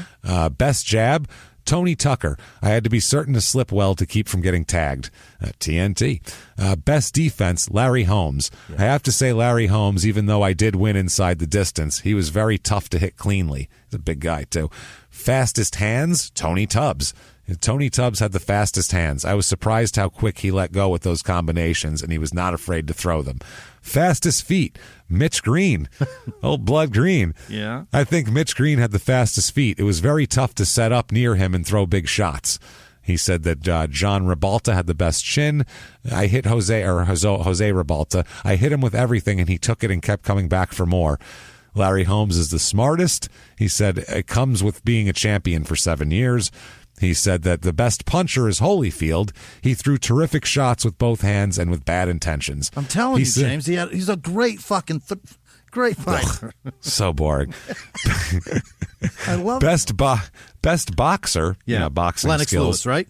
Tony Tucker. Really? The other he TMT. Loved that guy. He had an excellent. That's Tony Tubbs. He gave the other ones. Yeah. He had an excellent jab, moved well, and was very tough to hit clean. Best overall, he better say fucking Holyfield. Yeah. And Jesus, for him, he does. He said Holyfield's the best guy he fought. Great champion, chin, heart, determination, work ethic, and demeanor. November 2005, speaking of demeanor, Tyson is accused of assaulting a TV cameraman in Brazil. Yeah. He is questioned by police after a cameraman said that he assaulted him outside of a nightclub. It is Carlos Eduardo da Silva, a cameraman with the Brazilian television network SBT, told police Tyson pushed him and threw his camera to the ground outside the club and removed the videotape and put it in his pocket. Took it with him. Yep. 2006, he announces Mike Tyson's world tour. What is he going to do? To help pay off his debts. Yeah. He's going to be doing a series of exhibition fights and calling it Tyson's World Tour. Actual fights. Yep. He returns to the ring, has a 4-round exhibition against journeyman heavyweight Corey Sanders. And Tyson has no headgear on, and it weighs 216 pounds. And the other guy, Sanders, is 6'6" and wore headgear. Because he's still scared. Yeah, they said Tyson appeared to be holding back to prevent an early end to the show. Didn't want to knock him out in the first round, and all that kind of shit here. The bout was poorly received, and the remainder of the tour was canceled. Nobody wanted to see that. One fight. December 30th, 2006. Here we go. Yeah. Jesus Christ. It's 29th, I mean, actually. He's at the Pussycat Lounge in Scottsdale. Really? As he does. And he's leaving there. He's seen driving erratically. An officer then saw him, after he's pulled over, saw Tyson wiping a white substance off the dashboard of his black BMW. That's the bummer about black on... And his speech black was slurred. Does not hide coke very well. Nope. Not good. He is brought in there. He admitted to using... They also found 2 bags of cocaine in his back pocket as well. He is admitted to using coke, and he even said he had a problem. They said that, quote, Mike admitted to possessing bags of cocaine and says he uses any time he can get his hands on it. Wow. He nearly rammed a police SUV. That's how they found him. Didn't take a lot of investigation there. Shit. So they got out to see if he was hammered, and they found him in possession of cocaine, obviously. And that's how that goes. They did not file a DUI on him yet because they're doing toxicology. But it came out that he told the police that he smokes cocaine, which he packs into Marlboro cigarettes. Oh, he's doing it like that? Because he's unable to roll his own joints. He's smoking like a woolly shit. Like what? He's unable to roll his own joints. And so he just does it that way. And he gets, quote, a little crazy, he said, without the use of his antidepressant Zoloft. Which, sure. He should take it. That's what you need. Mike checks himself into rehab, into an inpatient treatment center for what his lawyer called, quote, various addictions. So he's sitting in his treatment center. Oh, boy. Coked up, probably, or not coked up anymore. Imagine being in that treatment center, too. Anybody's at risk of getting their head taken off at any moment in time. So there's one moment he's sitting outside and he's just kind of staring. I picture him in like a bathrobe on a bench, just staring. Watching the pigeons. Watching the pigeons. He likes pigeons. But all of a sudden, the pigeons scatter, though. They all scatter because in the distance, they hear dogs barking. And out of nowhere, it is Bobby Colorado, animal trainer from Fredericksburg, Texas. And he says...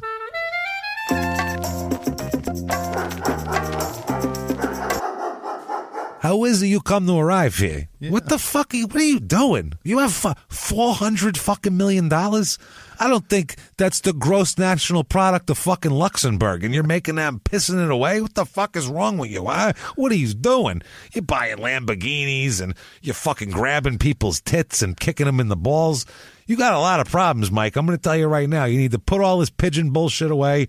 Forget these fucking tigers you're putting people in cages and shit. This is out of your fucking mind. I think we're going to get you a nice dog. Don't leave it like the ferret, though. You got to buy food more than once. It doesn't feed the goddamn thing. Replicate. You feed it, you water it. But I think one of these dogs could be nice for you. Some companionship, man. Oh, Mike, I didn't call her a chicken head. Calm down. What the fuck are you doing? I'll get these dogs. I gotta get out of here. Poof.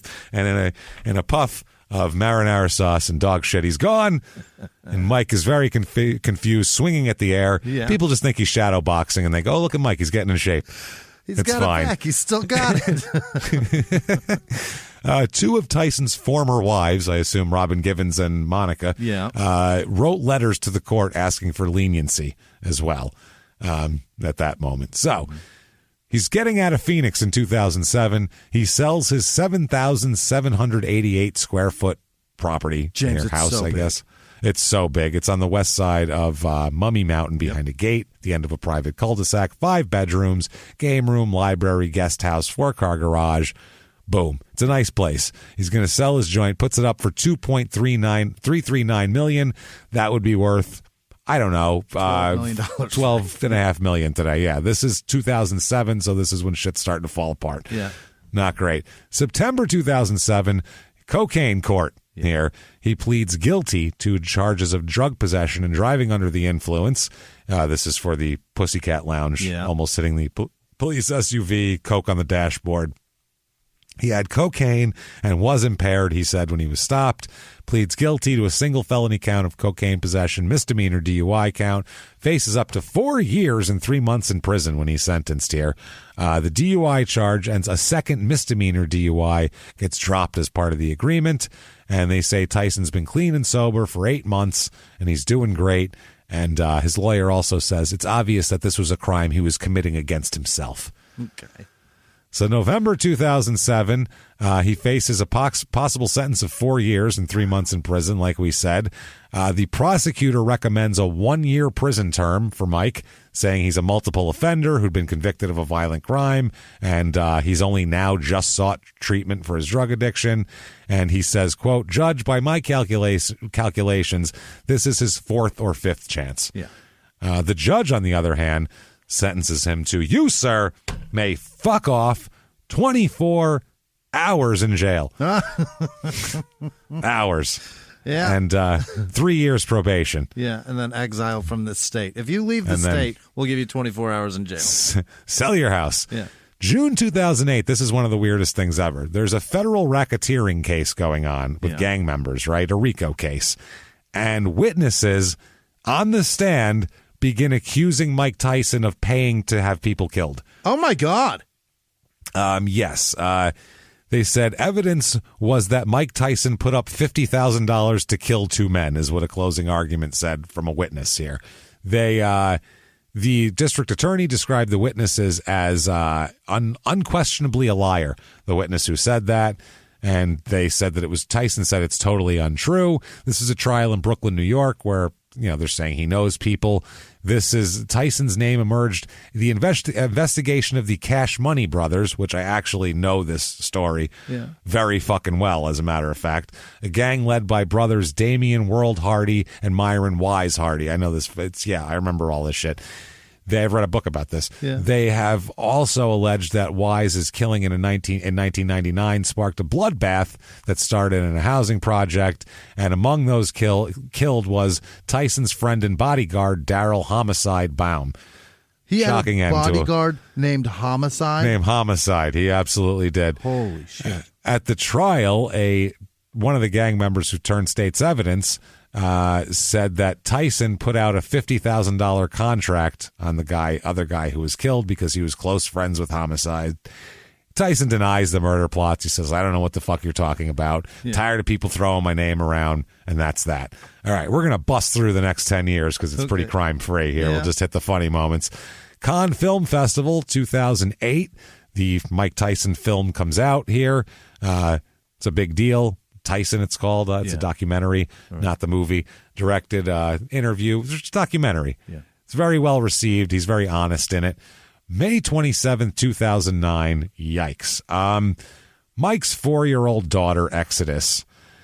Jesus Christ. She was playing on the treadmill while her mother was doing the dishes. Apparently, the mother sent the son in there to take a look at her, make sure she was okay. She had slipped. And apparently a cord that was hanging under something got caught around her neck. I think it was the blinds cord. They're saying it was a cord hanging under the console, so it could have been anything. Yeah. Who knows? The blinds cord. Found the 7-year-old brother found her, alerted the mother. She's taken to the hospital. Oh my God! Put on life support, and pronounced dead the next day. Wow. So Mike loses his daughter. He told Oprah after that he wanted to find out the truth and he wanted to point fingers at somebody that day because he was so mad when it was going on. He said, and if there's somebody to blame for it, there's going to be a problem. He said that he got to the hospital. He said, quote, once I got to the hospital and saw other people there with their children who had already died or were dying, they were handling it with dignity, and I didn't want to be the psycho parent up there. I wanted to handle it with dignity as well. Mm-hmm. So that's smart. So like a couple weeks later, Mike gets married again. What? When things are going well, Jimmy, obviously. I mean, you're down as far as you can go. Your daughter's dead. He's like, I need to get married. But this one, I think he's still married to her, if I'm not mistaken. Yeah. Lakia Spicer is her name. Kiki, she goes by. Yeah. So there you go. He said that I've reached a stage where I'm 43 and I'm just tired. I'm just tired of being alone and not having any intimacy. Feel you, buddy. So I don't like being loved. I like loving, he says. I don't like being loved. I have too much love to give and none to accept, he says. Wow. It's interesting. They do have 2 children together, these two, Milan and Morocco, they're going to have. 2009, he's in The Hangover, which was a big deal for him culturally, kind of put him back in. I fucking hate that movie. I know you love it, but I don't know. It's just so annoying. The first it's such an annoying comedy movie. After that, I felt like they were just taking advantage of it. But I liked it. I liked it for a lot of reasons. And one was that they were giving a lot of great comedians opportunities. That was good. I loved that. Yeah. It just annoyed me. It was so forced. I felt that shit was forced. November 12, 2009, police detain Mike Tyson at the airport. Yeah. He is detained at LAX. He apparently is traveling with his wife and 10-month-old child when a bunch of paparazzi come up to him. Motherfuckers. And Mike fucking pushed a guy away and was like, get the fuck away from me. He was at the United Airlines counter. I got a baby here. Yep, and I guess he shoved a photographer who fell to the ground and cut his forehead. And both Tyson and the photographer want to press charges for misdemeanor battery. And Tyson said, sorry, my child felt threatened. And, one just died, so I'm not letting anybody get near another one. Fuck out of here. That's fine. Stay away from people's kids. March 2011, he appears on the Ellen DeGeneres Show to discuss his new Animal Planet reality series, Taking on Tyson. Oh my God. And they discussed how he's sober now and he's living a vegan lifestyle and all this shit. Then June 12, 2001, he's inducted into the International Boxing Hall of Fame, along with Julio Cesar Chavez and Sylvester Stallone. Oh, dear God. What? He did bring a lot of attention to boxing with Rocky. That was a big deal. But he's not a boxer. Nope. Well, I mean, fucking how many non-wrestlers are in the Wrestling Hall of Fame? Yeah. Bob Uecker's in there, for Christ's sake, I think. Tyson later in his book admits that he was several things. Number one, that his whole vegan lifestyle was bullshit. He's not doing any of that. Number two, he said that Robin Givens, his ex-wife, was the recipient of, quote, the best punch he'd ever thrown in his entire life. Oh, Mike, don't say what that. What a terrible thing to say. Jesus Christ. This is in Fire and Fear, the inside story of Mike Tyson, he said. He said during the time that remember when he drove the car into the tree and they thought it was a suicide attempt? That was because she chose to hang out at the U.S. Open instead of spending time with him at his training site. So he told her, I'm going to go out and kill myself. So he did that. Then he said when Givens showed up at his hospital room, he told her, I told you I'd do it. As soon as I get out of here, I'm doing it again. Oh, Mike. So Mike's got a lot of problems then, a lot of problems now. You feel bad for Mike. You feel bad for everybody in his wake, obviously, because you never know what he's going to erupt. He's been trying to find himself, and it's not working. I mean, it's almost like he doesn't know who he is, and you feel bad for him. But speaking of not knowing who you are, not nearly as bad as I feel for Mike Tyson, Director of Engineering at PNE USA. Mike Tyson, Network Engineer at CCN Communications Limited. Mike Tyson, Vice President of Sales at Smart Source LLC. Mike Tyson, Senior Consultant at Corn/Ferry International in Newcastle upon Tyne. Wow. Ooh, fancy. And Mike Tyson, President at Sweet Anchovies in Cupertino, California. Sweet Anchovies. Yeah. 2012, he's doing a one-man show. I remember Debuts this. it. This is awesome. Debuts it in Vegas, which became a huge deal, and then collaborated with Spike Lee and brought the show to Broadway in August 2012. And in February 2013, took his Mike Tyson Undisputed 36-city, 3-month national tour and talked about his personal and professional life and all that stuff. And it was on HBO in 2013. Yeah, I saw it. Just him with a mic, like a Britney Spears microphone with the and it's just one of those. It's amazing. He's so eloquent. He can speak so well. I can't believe he couldn't do that the rest of his life. About that stuff. Yeah. October 2012, he launches the Mike Tyson Cares Foundation. It says the mission is to give kids a fighting chance by providing innovative centers that provide for the comprehensive needs of kids from broken homes. He also says he's not sober. He says that when he was on Ellen, he was actually on the verge of death from alcoholism. He says he talked about how, he's come along a little bit with the alcoholism. He's no longer vegan. He says, quote, I was a vegan for 4 years, but not anymore. I eat chicken every now and then. I should be a vegan. No red meat at all, by the way. I would be very sick if I ate red meat. That's probably why I was so crazy before. Mike. No, that's not why. That's not. No, Mike. Don't blame the meat industry, no, don't sir. make great. No, don't blame red meat. I had a hamburger earlier. I'm not ready to kill Jimmy. 2013, he said, quote, the more I look at churches and mosques, the more I see the devil. Which is he's getting deep with that shit now. 2013, Mike is featured in a 6-episode television series on Fox Sports 1 that documented his personal life called Being Mike Tyson. Tyson's Undisputed Truth was published that year and appeared on the New York Times bestsellers list there. He received the Sportel Special Prize for the Best autobiography at the Golden Podium Awards ceremony. How fast they forget he's a rapist. Dude, that's what I mean. They want a redemption story so fucking bad. Yeah. It's like if none of that had come out before and it came out now, they'd get rid of him. Everybody would get rid of him. But then the fact that it's all like known so much, they're like, well, I mean, he rapes you out in the open. It's, it's weird, 40 years dude. ago he was raping. Now it's like, so weird. It's such a weird thing how he gets a pass. I don't get it, but whatever. I mean, it's not my thing. I don't know. 2015, Mike appeared on the track Iconic on Madonna's album Rebel Heart. What? He says some lines at the beginning of the song, because I think that's what I think there.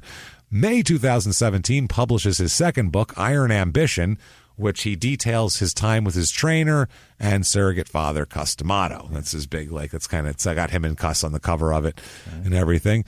2020, May 2020, Mike posts a video on his Instagram of him training. I remember that. Yeah. It was like him throwing monster punches. It was like, Jesus. Yeah, he hinted at a return to boxing by saying, I'm back.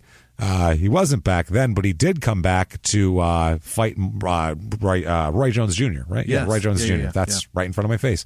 He signed a contract to fight him. It was sanctioned by the California State Athletic Commission, but it's just an exhibition. Yeah. They pretty much tap at each other for 8 rounds and have a draw. There's no... It was fucking silly. The split draw, the judges scored the fight as follows. Christy Martin was one of the judges. Really? Scored at 79-73 for Tyson, which is fucking cool. Chad, well, she's a power puncher, so that's how she's gonna do it.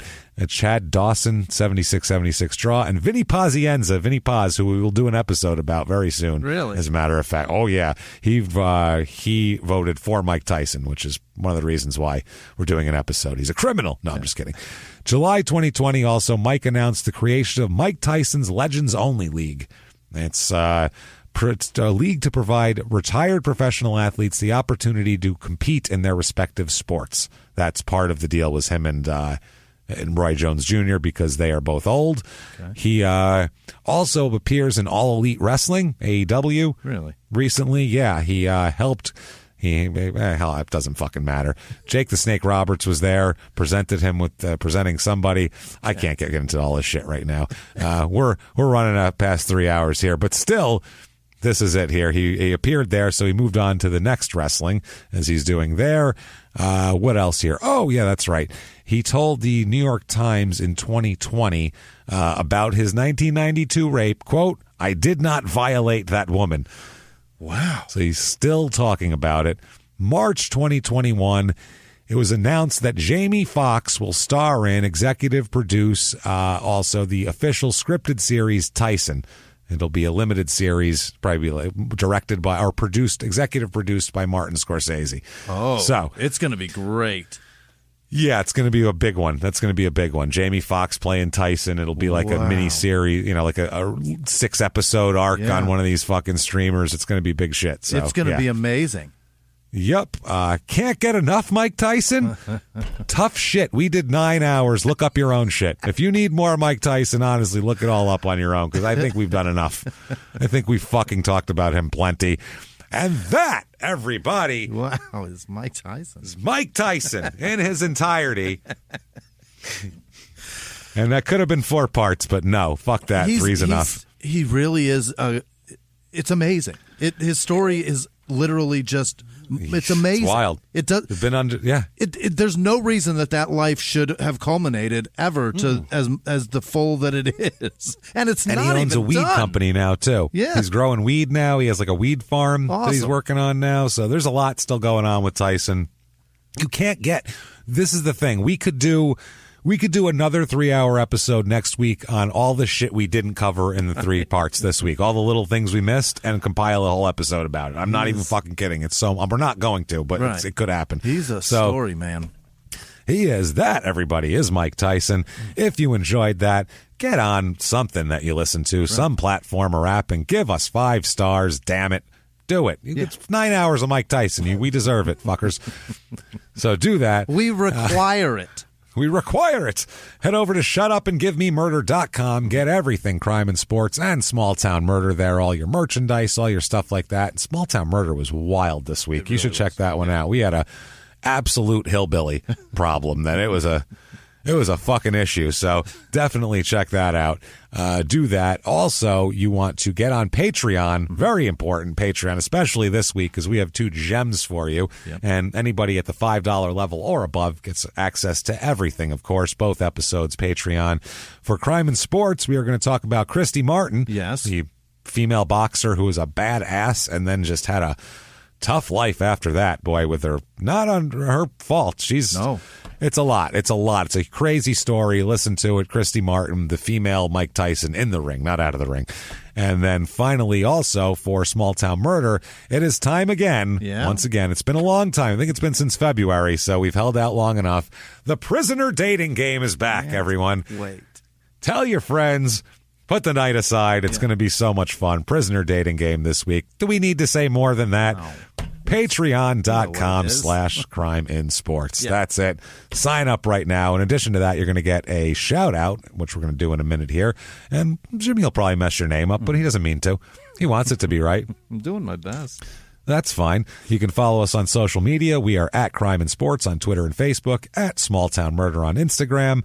That said, that's a lot. Jimmy, I think it's time you need to do me a big favor. Hit me with the list of people who would never, ever, ever grope us, punch us in the chest, or kick us in the groin while at a nightclub. Hit me with them now. This week's executive producers are Roy Kuntz. It's got to be Kuntz, right? I hope so. It's got to be. I really be. do. Jordan Bennett, Dakota Durbin. Thanks, Jordan. Carly Ritland, Julia Baranowski, and Christiane Castaldi. And truly, though, besides the obvious financial help that you guys are doing, the people that, like Jordan and Chrissy, reach out to me and talk, and they're good people. When it's really helpful, and I can't tell you guys what it means to me to have conversations with you guys when I have I got a lot of fucking problems and.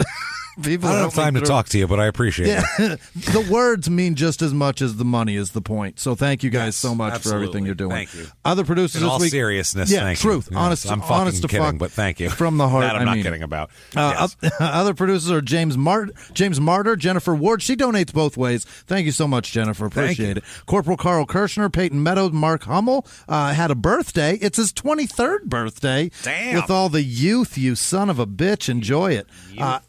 Youthful bastard. You.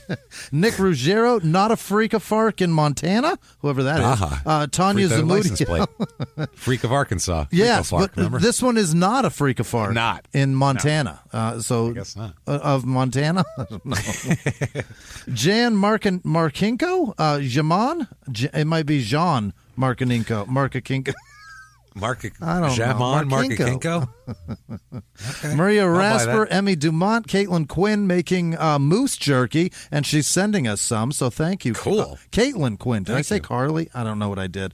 Our lovely lady Steve Schnell in Pennsylvania. I think he's in Pittsburgh, right? He is. No, he's in Philly. Philly, man. I'm sorry. Jesus. Yeah.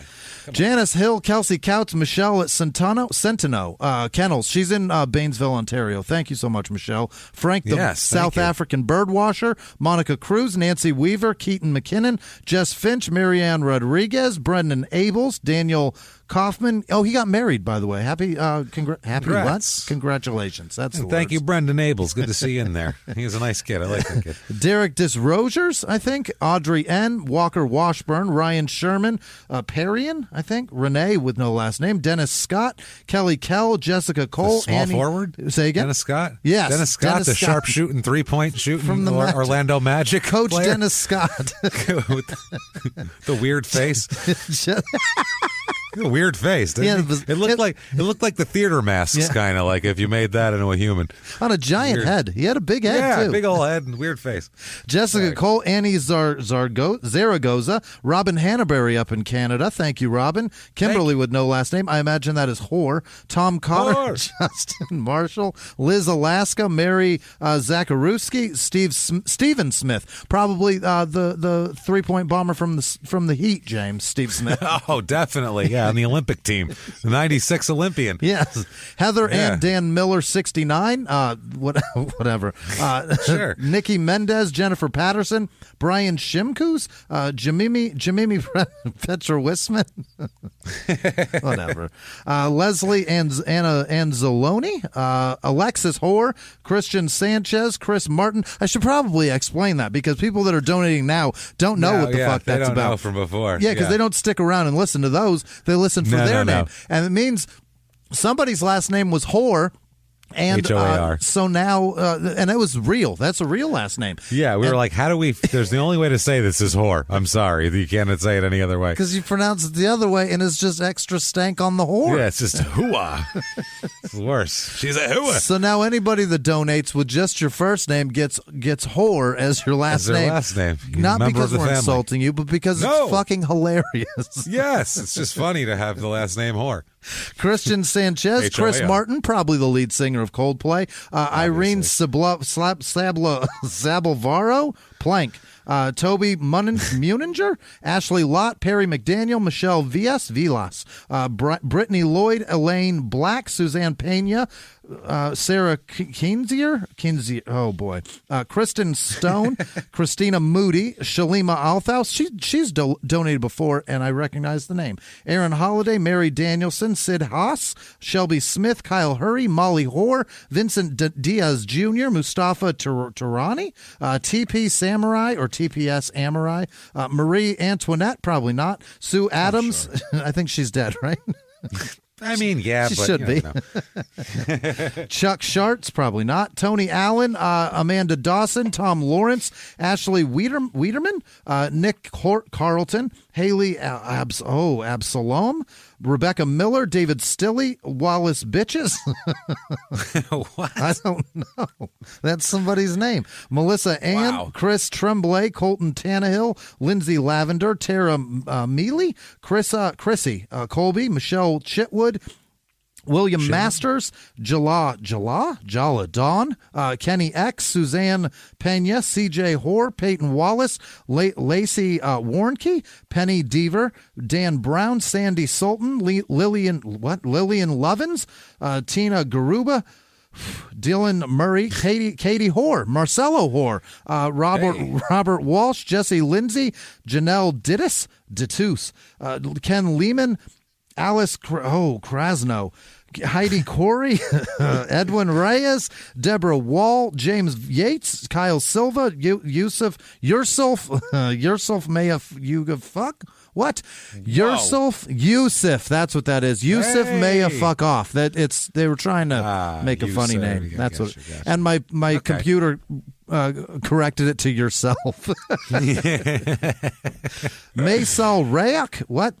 Christopher Ekstrom, Ashley Tunstall, Jen Hoare, Alice May Bell, Wendy Hoare, Stacy Ballweg, Ashley Bardervelt, Savannah Reinhardt, Amy Ambrose, Cassie Fink, Stephanie McAlpine, Brandon Linz, Sean Tim Gorman, Valerie Houle, Nathan McKenney, Kendra Harvey, Erica Comfort, Josh Wall, Tina Lovett, Kit Mail, Stephen Flanagan, Ash Hoare, Mandy Freeman, Emily Hibbler, Gino Yeager, Renee Anderson, Nikki Hoare, Cassett Whitcomb, Susan Fetcher, Finn Raines, Isaac Carter, Mary Potter, probably not, Megan Hoare, Angel Betancourt, Sheila Adams, Michael Musket, Laura Schwartz, Eric Minari, Stephen Hoare, Ashley Holt, Claire Gertch, Ashley Temeny, Timothy Bergen, Deanna Mayo,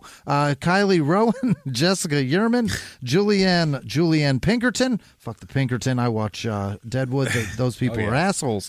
Maud O's, Ashley. Nope, that's Allison Jacobs, Nikki Hawk, Ariana Eubanks, Deanna Cushing, Ann Stewart, Courtney with no last name, Crimson Tears 1212. Donna Eldridge, Michael Guay, not that you got to be very careful with. Jay McClellan, Morgan Jessup, William Hoare, Simon Arson, Arson, Lori Hill, Michael Santinelli, Lee Fee Fowers, David, what is that? Rindoni. Laura Coots, Maya Cox Tuckener. Yeah, gotcha. Yeah. You happy? You proud of yourself now? Ryan Kenyon, Caitlin Grimes, Stephanie King, Tamara Colwell, Mia, whoa boy, Mian Carzarosa. It's not a word. I don't know what that is. Nick Hoare, Allison Corbett, Eric Hanna, Daniel Wagner, Olivia Music, Mama Corpsemaker, and Michael Grimm, and obviously all of our patrons. You guys are the best people. Thank you so much for everything you do. Thank you so much. Unbelievable people. Truly. Thank you, everybody, for everything that you do for us. Unbelievable. Every week after week, you people come through, and we're just... Thank you. We're grateful as shit for that. Thank you so much. People say humbled all the time, but for real, like it's pretty impressive. The humility, I can't fucking blown away. Thank you. Thank you. Really. What if somebody wanted to say anything to you, wanted to give you a little humbling? How could they do that? At Wisman Sucks, WHISMAN Sucks on Twitter and Instagram. Also, we were evidently nominated for some shit. The Discover Pods. The Discover Pods one. They're so nice to us. Yeah, best sports podcast for crime and sports, and best true crime podcast for small town murder. So kind. Thank you. Vote for us. It helps. So that'd be cool for us. We'd like to get one of those. I think we won one before. We did. I like. We did. We awards, won for crime man. and sports. I didn't realize how much that means to me until we won one. It's pretty cool. Yeah, we were like, hey, neat. Look at this. They sent us a fucking thing with a thing on it. And we beat ESPN last time for it, which that felt was really wild. great. That was cool. So either way, there you go. Whatever. Vote for us. If you want to follow us on social media, I'm at Jimmy P is Funny, or just goddamn, you can just Google the show name and it'll say who we are, and you can find us from there. It's all on the website, shutupandgivememurder.com. Right. You can do it. Keep coming back next week. It won't be Mike Tyson. That's for goddamn sure. Thanks, shit. Something completely different. And until then, live from the Crime and Sports Studios, we will see you next week. Bye.